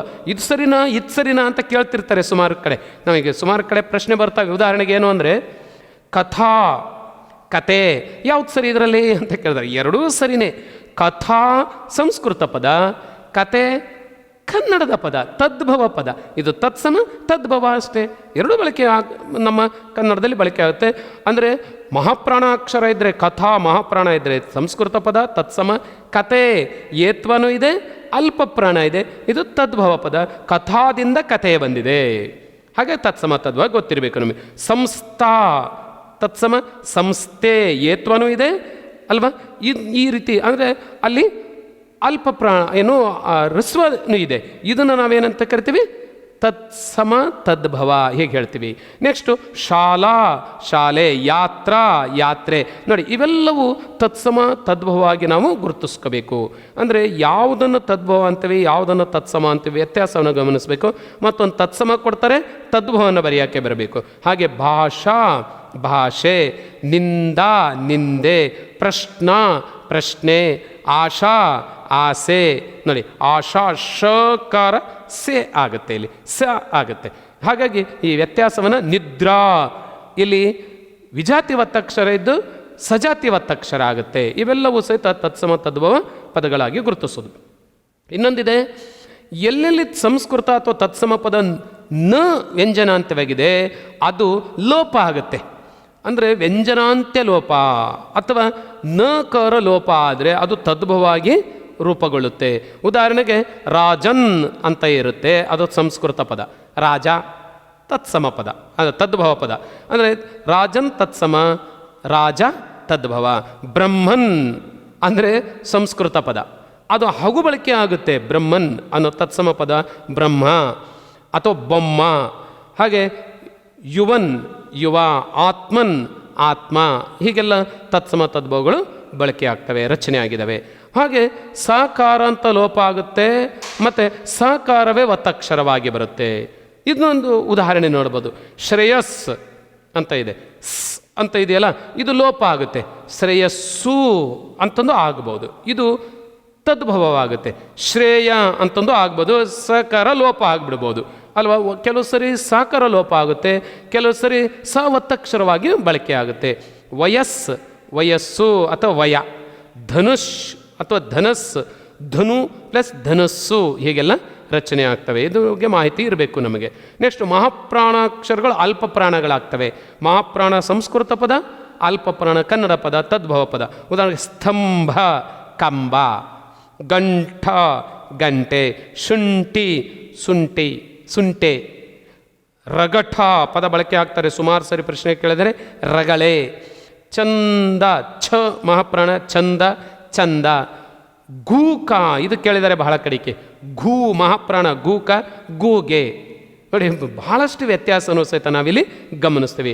ನೆಕ್ಸ್ಟ್ ಯಾಕಾರಗಳು ಜಾಕಾರ ಆಗ್ತಾವೆ. ಇದು ತುಂಬ ಬಳಕೆ ಆಗುವಂಥ ಒಂದು ತತ್ಸಮ ತದ್ಭವ. ಕಾರ್ಯ ಇದ್ದದ್ದು ಕಜ್ಜ ಆಗುತ್ತೆ, ವಿದ್ಯೆ ಇದ್ದದ್ದು ವಿದ್ಯೆ ಬಿಜ್ಜೆ ಆಗುತ್ತೆ, ಯತ್ನ ಜತುನ ಆಗುತ್ತೆ, ಯತ್ನ ಇದ್ದದ್ದು ಜತುನ. ಹಾಗೆ ಯೌವನ ಜೌವನ ಆಗುತ್ತೆ, ಉದ್ಯೋಗ ಉಜ್ಜಗ ಆಗುತ್ತೆ, ಯುದ್ಧ ಜುದ್ಧ ಆಗುತ್ತೆ. ಇವೆಲ್ಲವೂ ಇದ್ದದ್ದು ಜಾಗವಂತ ಬದಲಾವಣೆಗಳು. ಇನ್ನೊಂದು ಪ್ರಥಮಾಕ್ಷರಕ್ಕೆ ಅದೇ ವರ್ಗದ ತೃತೀಯಾಕ್ಷರ ಆಗಮ ಆಗುತ್ತೆ. ಈಗ ಆದೇಶ ಸಂಧಿ ಆದಂಗೆ ಆಕಾಶ ಕ ಇದೆಯಲ್ಲ, ಇದಕ್ಕೆ ಆಗಸ ಆಗುತ್ತೆ, ಆಗಸ. ಅಟವಿ ಅಡವಿ ಟ ಇದ್ದಿದ್ದು ಡ ಆಗುತ್ತೆ. ಇದು ಸಹಿತ ತತ್ಸಮ ತದ್ಭವದಲ್ಲಿ ಬದಲಾವಣೆಯಾಗಿ ಬಳಕೆ ಆಗಿರುವಂತಹ ಒಂದು ತತ್ಸಮ ತದ್ಭವಗಳು. ದೀಪಿಕಾ ದೀವಿಗೆ, ಧಾತ್ರಿ ದಾದಿ, ಈ ಥರದೆಲ್ಲ ನಾವು ಬದಲಾವಣೆಯನ್ನು ಗಮನಿಸ್ತೇವೆ. ವಾಕಾರವು ಬಾಕಾರ ಆಗುತ್ತೆ, ವಾಕಾರ ಇದ್ದಿದ್ದೆಲ್ಲ ಬಾಕಾರ, ಯಾಕಾರ ಇದ್ದಿದ್ದು ವಾಕಾರ ಆಗುತ್ತೆ, ವಾಕಾರನೇ ಇದ್ದರೆ ಇದು ಬಾಕಾರ ಆಗುತ್ತೆ. ವರ್ಣ ಬಣ್ಣ, ಅರ್ಕ ಇದ್ದಿದ್ದು ಇಲ್ಲಿ ಸಜಾತಿ ಒತ್ತಕ್ಷರ ಆಗುತ್ತೆ. ಹಾಗೆ ವಾಪಿ ಬಾವಿ, ವಿನಾಯಕ ಬೆನಕ, ವಿಜ್ಞಾನ ಬಹಳ ಇಂಪಾರ್ಟೆಂಟ್ ಕೇಳುವಂಥ ಪ್ರಶ್ನೆ. ಭಿನ್ನ ವಿಜ್ಞಾಪನೆ ಭಿನ್ನ, ವಿಜ್ಞಾನ ಭಿನ್ನಾಣ, ಈ ಥರದಲ್ಲೆಲ್ಲ ಪ್ರಶ್ನೆಗಳಿದ್ದಾವೆ. ಹಾಗೆಯೇ ಇನ್ನೊಂದಿದೆ ಕರ್ಪು ಕಬ್ಬು, ಇದು ಸಹಿತ ನಾವು ಭಾಳ ವಿಶೇಷವಾಗಿ ಗಮನಿಸುವಂಥದ್ದು. ಇನ್ನೊಂದು ಚ ಮತ್ತು ಛಕಾರವು ಸಕಾರ ಆಗುತ್ತೆ. ಉದಾಹರಣೆ ಚೂರ್ಣ, ಏನು ಚೂರ್ಣ ಅಂದರೆ ಇದು ತತ್ಸಮ ಪದ, ಅಂದರೆ ಸುಣ್ಣ ಆಗತ್ತೆ. ಚ ಇದ್ದಿದ್ದು ಸ ಆಗ್ತೈತಿ, ಇದೊಂದು ಗಮನಕ್ಕೆ ಇಟ್ಕೋಬೇಕು. ಹೀಗೆ ಚೀರ ಸೀರೆ, ಚರ್ಮಕಾರ ಸಮ್ಮಗಾರ, ನೋಡಿ ಇವೆಲ್ಲವೂ ನಾವು ತತ್ಸಮ ತದ್ಭವ ಬದಲಾವಣೆ ಮಾಡುವಂಥದ್ದು. ಇನ್ನೊಂದಿದೆ ಟ ಡ ಲಕಾರಗಳು ಳಕಾರ ಆಗ್ತವೆ, ಇದು ಸಹಿತ ತತ್ಸಮ ತದ್ಭವದಲ್ಲಿ ಆಗುವಂಥ ಬದಲಾವಣೆ. ಜಲ ಜಳ, ದಾಡಿಮ ದಾಡಿಮ ಅನ್ನೋದು ತತ್ಸಮ, ದಾಳಿಂಬೆ ಅನ್ನೋದು ತದ್ಭವ ಆಗುತ್ತೆ. ಹಾಗೆ ಕಂಬಲ ಕಂಬಳಿ, ಕುಕ್ಕುಟ, ಇದು ಬಹಳ ಮುಖ್ಯವಾಗಿ ಸಾಕಷ್ಟು ಸ್ಪರ್ಧಾತ್ಮಕ ಪರೀಕ್ಷೆಯಲ್ಲಿ ಕೇಳಿದ್ದಾರೆ. ಕುಕ್ಕುಟ ಅಂದ್ರೇನು? ಕೋಳಿ ಅಂತ ಆಗುತ್ತೆ ನೋಡಿ. ಇಲಾ ಇಳೆ, ಇದು ಸಹಿತ ತತ್ಸಮ ತದ್ಭವಕ್ಕೆ ಬದಲಾವಣೆ ಆಗುವಂಥ ಒಂದಿಷ್ಟು ಸೂಚನೆಗಳು. ಇನ್ನು ಪೂರ್ಣ ಬದಲಾವಣೆ ಹೊಂದಿ ತತ್ಸಮ ತದ್ಭವಗಳು ಬಳಕೆ ಆಗ್ತವೆ. ಉದಾಹರಣೆ ಆಶ್ಚರ್ಯ ಅಚ್ಚರಿ, ದ್ವಿತೀಯ ಬಿದಿಗೆ, ನೋಡಿ ದ್ವಿತೀಯ ಅಂದರೆ 2 ಅಂತ, ಬಿದಿಗೆ ಅಂದರೂ 2 ಅಂತ ಅರ್ಥ. ಕೂಷ್ಮಾಂಡ, ಎಷ್ಟು ಚೆನ್ನಾಗಿದೆ ನೋಡಿ ಇದು ಪದ. ಕೂಷ್ಮಾಂಡ ತತ್ಸಮ ಪದ, ಇದು ಸಂಸ್ಕೃತ ಪದ. ಕನ್ನಡದಲ್ಲಿ ಅದಕ್ಕೆ ಏನಂತೀವಿ, ಅಥವಾ ಕನ್ನಡದಲ್ಲಿ ಏನಾಗಿ ಬಳಕೆ ಆಗಿದೆ? ಕುಂಬಳ, ಕುಂಬಳಕಾಯಿ ಅಂತ ನೋಡ್ರಿ ಅಲ್ವಾ. ಇದು ತದ್ಭವ ಪದವಾಗಿದೆ. ಓಕೆ, ಇಷ್ಟು ತತ್ಸಮ ತದ್ಭವಕ್ಕೆ ಇರುವಂಥ ವಿಶೇಷವಾದಂಥ ವಿಶಿಷ್ಟ ಪದಗಳನ್ನು ಆಧರಿಸಿ ನಿಮ್ಮ ಹತ್ರ ಈವರೆಗೂ ಚರ್ಚೆ ಮಾಡಿದ್ದೀನಿ. ಇನ್ನೊಂದು ಬಹಳ ವಿಶೇಷವಾದಂಥ ಪ್ರಶ್ನೆ, ಗ್ರಾಮ್ಯ ಮತ್ತು ಗ್ರಾಂಥಿಕ ಪದಗಳು ಅಂತ. ಗ್ರಾಮ್ಯ ಪದಗಳು ಅಂದ್ರೇನು, ಗ್ರಾಂಥಿಕ ಪದಗಳು ಅಂದ್ರೇನು? ಆ ಪದದಲ್ಲೇ ಇದೆ. ಗ್ರಾಮ್ಯ ಅಂದ್ರೇನು? ಹಳ್ಳಿಯ ಅಂತ ಅರ್ಥ. ಗ್ರಾಮೀಣ ಜನರು ಸಹಜವಾಗಿ ಬಳಸುವಂತಹ ಆಡು ಭಾಷೆಯ ಪದವನ್ನು ನಾವು ಗ್ರಾಮ್ಯ ಪದಗಳು ಅಂತ ಕರಿತೀವಿ. ಗ್ರಾಂಥಿಕ ಪದಗಳು ಅಂದ್ರೇನು? ಬರವಣಿಗೆ, ಗ್ರಂಥ ಅಂದರೆ ಪುಸ್ತಕ, ಗ್ರಂಥಸ್ಥ ಅಂದರೆ ಪುಸ್ತಕದಲ್ಲಿ ಬಳಸುವಂಥ ಭಾಷೆ ಅಂತ ಅರ್ಥ, ಬರವಣಿಗೆಯ ಭಾಷೆ ಅಂತ ಅರ್ಥ. ಇದು ಕನ್ನಡದ ಒಂದು ವಿಶಿಷ್ಟ ಲಕ್ಷಣ. ಬೇರೆ ಭಾಷೆಯಲ್ಲಿ ಈ ಥರ ಇಲ್ಲ ಅಲ್ವಾ. ಆದರೆ ಇಲ್ಲೇನು, ಮಾತನಾಡುವ ಭಾಷೆನೇ ಬೇರೆ, ಹಳ್ಳಿಯಲ್ಲಿ ಬರವಣಿಗೆಯ ಭಾಷೆನೇ ಬೇರೆ. ಮಾತಾಡೋ ರೀತಿ ಬರೆಯೋದಕ್ಕಾಗಲಿ, ಬರವಣಿಗೆಯ ರೀತಿ ಮಾತಾಡೋದಕ್ಕಾಗಲಿ ಹೋದರೆ ಅಸಹಜ ಅನ್ನಿಸ್ತಾ ಇರ್ತದೆ. ಇದು ಕನ್ನಡದ ಒಂದು ವಿಶಿಷ್ಟ ಲಕ್ಷಣ. ಹಾಗಾಗಿ ಇಲ್ಲಿ ಗ್ರಾಮ್ಯ ಭಾಷೆಯಾಗಿ ಬಳಕೆ ಮಾಡ್ತೀವಿ, ಗ್ರಾಂಥಿಕ ಭಾಷೆಯಾಗಿ. ಕೆಲವು ಸಾಹಿತ್ಯಗಳು ಈಗ ಗ್ರಾಮ್ಯ ಭಾಷೆನೇ ಗ್ರಾಂಥಿಕವಾಗಿ ಬಳಕೆ ಮಾಡ್ತಾ ಇದ್ದಾರೆ. ತುಂಬ ಆಕರ್ಷಣೀಯ ಅನಿಸುತ್ತೆ, ಅದು ಸಹಜ ಅನಿಸುತ್ತಾ ಇರೋದೆ. ಇದು ದೇವನೂರು ಮಹಾದೇವ ಇಂಥರೆಲ್ಲ ಆ ಥರದ ಗ್ರಾಮ್ಯ ಪದಗಳನ್ನೇ ಗ್ರಾಂಥಿಕಕ್ಕೆ ಬಳಸ್ತಾ ಇದ್ದಾರೆ. ಭಾಳ ಅಟ್ರಾಕ್ಟಿವ್ ಆಗಿರುವಂಥ ಒಂದು ಕೆಲವು ಪದಗಳು. ಹಾಗೆ ಅಡೂರ ಅಂತ, ಪ್ರಶಾಂತ್ ಅಡೂರ, ಇವರೆಲ್ಲ ಈ ಥರದ ಪದಗಳನ್ನು ಬಳಕೆ ಮಾಡ್ತಿದ್ದಾರೆ. ಅದು ಬರಲಿ, ಅದು ಗ್ರಾಂಥಿಕ ಭಾಷೆಯಾಗಿಯೂ ರೂಪುಗೊಳ್ತಾ ಇದೆ. ಆದರೆ ಈ ಲಕ್ಷಣ ಹೇಗೆ ಅನ್ನೋದನ್ನು ನೋಡೋಣ. ಹಾಗೆ ಉದಾಹರಣೆ ನೋಡಿ, ಗ್ರಾಮೀಣ ಜನರು ಸಹಜವಾಗಿ ಬಳಸುವಂಥ ಪದಗಳು. ಇದು ನೋಡ್ತಾ ಇದ್ದ ಅಂತೆ. ಈ ನೋಡ್ತಾ ಅನ್ನೋ ಪದ ಇದೆಯಲ್ಲ, ಏನು ಹಂಗಂದರೆ ಇದು ಕೇಳ್ತಾರೆ ಪರೀಕ್ಷೆಯಲ್ಲಿ. ನೋಡ್ತಾ ಅನ್ನೋದು ಗ್ರಾಮ್ಯ ಪದ ಆದರೆ ಗ್ರಾಂಥಿಕವಾಗಿ ಏನು, ನೋಡುತ್ತಾ ಅಂತ ಆಗುತ್ತೆ. ಹಾಗೆ ಇನ್ನೊಂದು ಮಾತಾಡ್ತಾ ಇದ್ರು ಅಂತ ಕೇಳ್ತೀವಿ ನಾವು. ಮಾತಾಡ್ತಾ ಏನು? ಮಾತಾಡ್ತಾ ಅಂದರೆ ಮಾತನ್ನು ಆಡುತ್ತಾ, ಮಾತನ್ನಾಡುತ್ತಾ ಅಂತ ಬರಿತೀವಿ ನಾವು ಬರವಣಿಗೆ. ಆದರೆ ಇದು ಮಾತನಾಡುತ್ತಾ ಇದ್ದರು ಅಂತ. ಹಾಗೆ ಇನ್ನೊಂದು, ಇದು ಗ್ರಾಂಥಿಕ ಭಾಷೆ, ಮಾತಾಡ್ತಾ ಗ್ರಾಮ್ಯ ಭಾಷೆ. ಬ್ಯಾಡ ಅನ್ನೋ ಪದ ಬಳಕೆ ಮಾಡ್ತೀವಿ, ಇದು ಗ್ರಾಮ್ಯ ಭಾಷೆ. ಬೇಡ ಅನ್ನೋದಿದೆಯಲ್ಲ, ಇದು ಗ್ರಂಥಸ್ಥ ಭಾಷೆ. ಹತ್ರ ನಿಂತಿದ್ದ, ಹತ್ರ ಬಂದಳು ಅಂತೀವಿ. ಈ ಹತ್ರ ಅಂದ್ರೇನು? ಹತ್ತಿರ ಅಂತ ಇದು ಗ್ರಾಂಥಿಕ ಭಾಷೆ ಆಗುತ್ತೆ. ಮ್ಯಾಗ, ಆಮ್ಯಾಗ ಬಂದ, ಆಮ್ಯಾಗ ಅಂದ್ರೇನು? ಮೇಲೆ ಅಂತ. ಮ್ಯಾಗಿಡು ನೋಡಿ, ಮೇಲೆ ಇಡು ಅಂತ ಅರ್ಥ. ಸಕ್ಕಾರಿ ಅನ್ನೋ ಪದವನ್ನು ಬಳಕೆ ಮಾಡಿ, ಸಕ್ಕಾರಿ, ಸಕ್ಕರೆ ಅಲ್ವಾ. ಇವೆಲ್ಲವೂ ಗ್ರಾಮ್ಯ ಮತ್ತು ಗ್ರಾಂಥಸ್ಥಿಕ ಅಥವಾ ಗ್ರಂಥಸ್ಥ ಭಾಷೆಗೆ ಬಳಕೆ ಮಾಡುವಂಥ ಮತ್ತು ವ್ಯತ್ಯಾಸಗಳು ಏನು ಅನ್ನೋದನ್ನು ನೀವು ಯೋಚನೆ ಮಾಡಬೇಕು. ಕೆಲವು ಉದಾಹರಣೆಗಳನ್ನು, ಇನ್ನಷ್ಟು ಪಟ್ಟಿಯನ್ನು ನಿಮ್ಮ ಮುಂದೆ ತರ್ತಾ ಇದ್ದೀನಿ. ಇವು ಸಾಕಷ್ಟು ಸ್ಪರ್ಧಾತ್ಮಕ ಪರೀಕ್ಷೆಗಳು ಕೇಳಿರುವಂಥ ಪ್ರಶ್ನೆಗಳು ನೋಡಿ. ಹಿಂಗ, ಹೀಗೆ. ಕಳುವ್ಯಾರೆ, ಕಳುಹಿಸಿದ್ದಾರೆ. ಇಲ್ಲದಂಗ ಅಂದರೆ ಇಲ್ಲದ ಹಾಗೆ. ಇಸವಾಸ, ಗೊತ್ತೇ ಆಗೋದಿಲ್ಲ ನೋಡಿ. ಇಸವಾಸ ಅಂದ್ರೇನು? ವಿಶ್ವಾಸ ಅಲ್ಲ ಅರ್ಥ. ಇದು ಗ್ರಾಂಥಿಕ ಭಾಷೆ. ವಿಶ್ವಾಸ ಆಯ್ತಲ್ಲ ನಿನ್ನ ಮೇಲೆ ಅಂತಾರೆ. ವಿಶ್ವಾಸ ಇದೆಯೋ ಇಲ್ಲೋ ಅಂತ ಅರ್ಥ, ವಿಶ್ವಾಸ. ಹಾಗೆಯೇ ಕುಂಪಣಿ, ಕಂಪನಿ ಅಲ್ವಾ, ಕಂಪನಿ. ಹಾಗೆ ಕೈಯಾನ ಅಂದರೆ ಕೈಯಲ್ಲಿನ, ಕೈಯಾನ ಹತಾರ ಹೋದರಿಂದ ಅಂತಾರೆ, ಅಂದರೆ ಕೈಯಲ್ಲಿನ. ಕಲ್ತ ಅಂದರೆ ಕಲೆತು, ಕಲ್ತ ಅಂದರೆ ಕಲೆತು, ಬೆರೆತು ಅಂತ ಅರ್ಥ. ಹಾಕ್ಕೊಂಡು, ಹಾಕಿಕೊಂಡು. ನಂಬಿಗಿಲ್ಲ, ನಂಬಿಗಿಲ್ಲ ನಿನಗೆ ಅಂತಿರ್ತಾರೆ. ಈ ನಂಬಿಗಿಲ್ಲ ಅಂದ್ರೇನು? ನಂಬಿಕೆ ಇಲ್ಲ ಅಂತ ಅರ್ಥ. ಹೇಳ್ತಾನ ಅಂದರೆ ಹೇಳುತ್ತಾನೆ ನೋಡಿ. ಈ ಥರ ಗ್ರಾಮ್ಯ ಭಾಷೆ ಮತ್ತು ಗ್ರಾಂಥಿಕ ಭಾಷೆ, ಈ ಥರದಲ್ಲಿ ವ್ಯತ್ಯಾಸ. ಮತ್ತು ಒಂದು ಗ್ರಾಮ್ಯ ಭಾಷೆ ಕೊಟ್ಬಿಟ್ಟು ಗ್ರಾಂಥಿಕ ಭಾಷೆಯನ್ನು ಬರೀರಿ, ಅಥವಾ ಗ್ರಾಂಥಿಕ ಭಾಷೆ ಕೊಟ್ಟು ಗ್ರಾಮ್ಯ ಭಾಷೆಯನ್ನು ಬರೀರಿ ಅಂತ ಈ ಥರದಲ್ಲಿ 4, 5 ವಾಕ್ಯಗಳ ಪದಗಳನ್ನು ಕೊಡ್ತಾರೆ. ಇದು 5 ಅಂಕದ ಒಂದು ಪ್ರಶ್ನೆ. ಇದ್ರ ಮೇಲೆ ನಿಮ್ಮ ಗಮನ ಇರಬೇಕು. ಬಹಳ ನೀಟಾಗಿ ಬರೆಯೋದನ್ನು ಪ್ರಯತ್ನಿಸಬೇಕು. ನೋಡಿ, ಈವರೆಗೂ ನಾವು ದೇಶ, ಅನ್ಯದೇಶ, ತತ್ಸಮ, ತದ್ಭವ, ಗ್ರಾಮ್ಯ ಮತ್ತು ಗ್ರಾಂಥಿಕ ಭಾಷೆ ಮೇಲೆ ಏನು ವಿಚಾರ ಚರ್ಚೆ ಮಾಡಿದ್ದೀವಿ, ಯಾವ ಥರದ ಪ್ರಶ್ನೆಗಳನ್ನು ನಮ್ಮ ಪರೀಕ್ಷೆಯಲ್ಲಿ ಕೇಳಿದ್ದಾರೆ ಅನ್ನೋದನ್ನು ಒಂದಿಷ್ಟು ಮಾದರಿ ಪ್ರಶ್ನೆಗಳನ್ನು ನೋಡೋ ಮೂಲಕ ಅದನ್ನು ದೃಢಪಡಿಸ್ಕೊಳ್ಳೋಣ. ನೋಡಿ, ವಂದ್ಯ ಪದದ ತದ್ಭವ ರೂಪ ಅಂತ ನೋಡಿ. ವಾ ಇದ್ದಿದ್ದೆಲ್ಲ ಏನಾಗ್ತೈತಿ ಅಂದರೆ ಏನು? ಎಸ್, ವಾ ಇದ್ದಿದ್ದು ಬಾ ಆಗುತ್ತೆ, ನೆನ್ಪಿಟ್ಕೋಬೇಕು. ಯಾ ಇದ್ದಿದ್ದು ವಾ ಆಗುತ್ತೆ, ವಾ ಇದ್ದಿದ್ದು ಬಾ ಆಗುತ್ತೆ. ಮತ್ತು ಮಹಾಪ್ರಾಣಾಕ್ಷರ ಇರೋದಿಲ್ಲ. ವಿಜಾತಿ ಒತ್ತಕ್ಷರ ಇದ್ದರೆ ಹೋಗ್ಬಿಟ್ಟು ಸಜಾತಿ ಒತ್ತಕ್ಷರ ಆಗುತ್ತೆ. ಹಾಗಿದ್ರೆ ಈ ಲಕ್ಷಣಗಳು ಈ ಪದಗಳಲ್ಲಿ ಯಾವುದು ಅಂತ ಯೋಚನೆ ಮಾಡ್ಬೋದು. ಎಸ್, ಯಾವುದು? ಇಲ್ಲಿ ಬಂಜೆ ಅನ್ನೋದು ಸರಿನಾ, ಸಂಜೆ ಅನ್ನೋದು ಸರಿನಾ, ವಿದ್ಯೆ ಅನ್ನೋದು ಸರಿನಾ, ವಂದನೆ ಅನ್ನೋದು ಸರಿನೋ? ಎಸ್, ಬಹಳ ಮುಖ್ಯವಾಗಿ ತುಂಬ ಜನ ಏನು ತಪ್ಪು ಮಾಡ್ತಾರೆ, ವಂದ್ಯ ಅಂದ ತಕ್ಷಣವೇ ಸಂಧ್ಯಾ ವಂದನೆ ಅಂತ ಕೇಳ್ತಾರೆ ನೋಡ್ರಿ. ಹಾಗಾಗಿದು ಸಂಜೆನ ಅನ್ಕೊಂಡ್ಬಿಡ್ತಾರೆ. ಸಂಧ್ಯಾ ಅಂದರೆ ಸಂಜೆ ಅಂತ ಅರ್ಥ. ವಂದ್ಯ ಅಂದ್ರೇನು? ಅದು ಬಹಳ ಇಂಪಾರ್ಟೆಂಟ್ ಅಲ್ವಾ. ಅಂದರೆ ವಿದ್ಯೆನೋ ವಂದನೆನೋ ಇದು ಕನ್ಫ್ಯೂಸ್ ಆಗುತ್ತೆ ನೋಡಿ. ಚೆನ್ನಾಗಿ ನೆನ್ಪಿಟ್ಕೊಳ್ಳಿ. ವಂದ್ಯ ಅಂದ ತಕ್ಷಣವೇ ಬಂಜೆ ಅನ್ನೋದು ಸರಿಯಾದಂತಹ ತದ್ಭವ ರೂಪ, ಬಂಜೆ. ಹಾಗಾಗಿ ವಾ ಇದ್ದಿದ್ದು ಬಾ ಆಗುತ್ತೆ. ಈ ಕ್ಲೂ ನಮಗೆ ಚೆನ್ನಾಗಿ ನೆನ್ಪಿಟ್ಕೋಬೇಕು. ಹಾಗೆ ಎರಡನೇ ಪ್ರಶ್ನೆ ನೋಡಿ, ರಸೀದಿ. ಇದು ಪದವು ಕನ್ನಡಕ್ಕೆ ಈ ಭಾಷೆಯಿಂದ ಬಂದಿದೆ. ಯಾವ ಭಾಷೆಯಿಂದ ಬಂದಿದೆ? ಅರಬ್ಬಿಯಿಂದ ಬಂದಿದೆಯೋ, ಹಿಂದೂಸ್ತಾನಿಯಿಂದ ಬಂದಿದೆಯೋ, ಅಥವಾ ಪೋರ್ಚುಗೀಸ್ ಪದನೋ, ಅಥವಾ ಉರ್ದುನೋ? ಸ್ವಲ್ಪ ಕನ್ಫ್ಯೂಸ್ ಆಗುತ್ತಲ್ಲ. ಅಸಾಮಾನ್ಯವಾಗಿ ರಸೀದಿ ಅನ್ನೋ ಪದ ನೋಡಿ ಯಾವ ಭಾಷೆಯಿಂದ ಬಂದಿದೆ ಅನ್ನೋದು ಸ್ವಲ್ಪ ಗಮನಕ್ಕೆ ಇಟ್ಕೊಳ್ಳಿ. ರೆಸಿಪ್ಟ್ ಅನ್ನೋದು ಇಂಗ್ಲೀಷ್ ಪದ. ಹಾಗೆ ರಸೀದಿ ಅನ್ನೋದು ಇಂಗ್ಲೀಷಿಗೆ ರೆಲೆವೆಂಟ್ ಆಗಿರುವಂಥದ್ದು ಯಾವುದು? ಅರಬ್ಬಿ, ಹಿಂದೂಸ್ತಾನಿ, ಉರ್ದು ಇವೆಲ್ಲ ಒಂದು ರೀತಿಯ ಪದಗಳು ಅಲ್ವಾ. ಇಂಗ್ಲೀಷ್, ಪೋರ್ಚುಗೀಸ್ ಒಂದು ರೀತಿಯ ಪದಗಳು. ಹಾಗಾಗಿ ಇದು ಯಾವ ಭಾಷೆಯ ಛಾಯೆ ಇದೆ? ಇದಕ್ಕೆ ಇಂಗ್ಲೀಷ್ ಛಾಯೆ ಇದೆ. ಹಂಗಾರೆ ಸರಿಯಾದ ಪದ ಯಾವ್ದು? ಹಂಗಾರೆ ಪೋರ್ಚುಗೀಸ್ ಅಲ್ವಾ. ಅದು ಸ್ವಲ್ಪ ಗಮನಕ್ಕೆ ಇಟ್ಕೋಬೇಕು ನಾವು. ಪೋರ್ಚುಗೀಸ್ ಪದ ಇದು. ಅಂದರೆ ಹೆಂಗೆ ಲಕ್ಷಣದ ಮೇಲೆ ನಾವು ಇದು ಬೈಫರ್ಗೆಟ್ ಮಾಡಬೇಕು, ವಿಂಗಡಿಸ್ಕೋಬೇಕು ಅನ್ನೋದು ಸಹಿತ ನೀವು ಸ್ವಲ್ಪ ಯೋಚನೆ ಮಾಡಬೇಕಾದೆ ನೋಡಿ. ತಕ್ಕೊಂಡು ಪದದ ಗ್ರಾಂಥಿಕ ರೂಪ. ತಕ್ಕೊಂಡು ಇದು ಗ್ರಾಮ್ಯ ಪದ. ಗ್ರಾಂಥಿಕ ರೂಪ ಗ್ರಂಥಸ್ಥ ಪದ ಯಾವುದು? ತಕ್ಕೊಂಡು ಬಾ ಅಂತ. ತಗೋ ಅನ್ನೋದು ಸರಿನಾ? ತಂದು ಕೊಡು ಅನ್ನೋದು ಸರಿನಾ? ತನಗೆ ಕೊಡು ಅನ್ನೋದು ಸರಿನಾ? ತೆಗೆದು ಕೊಡು ಕೊಂಡು ಅನ್ನೋದು ಸರಿನಾ? ತೆಗೆದುಕೊಂಡು ಅನ್ನೋದು ಸರಿನಾ? ನೋಡಿ, ಸರಿಯಾದ ರೂಪ ಯಾವುದಿರೋ? ತಕ್ಕೊಂಡು ಬಾ ಅಂದರೆ ತೆಗೆದುಕೊಂಡು ಬಾ ಅಂತ ಆಗುತ್ತೇನೋ ಅಲ್ವಾ. ಹಂಗಾರೆ ಸರಿಯಾದ ರೂಪ ಯಾವುದು?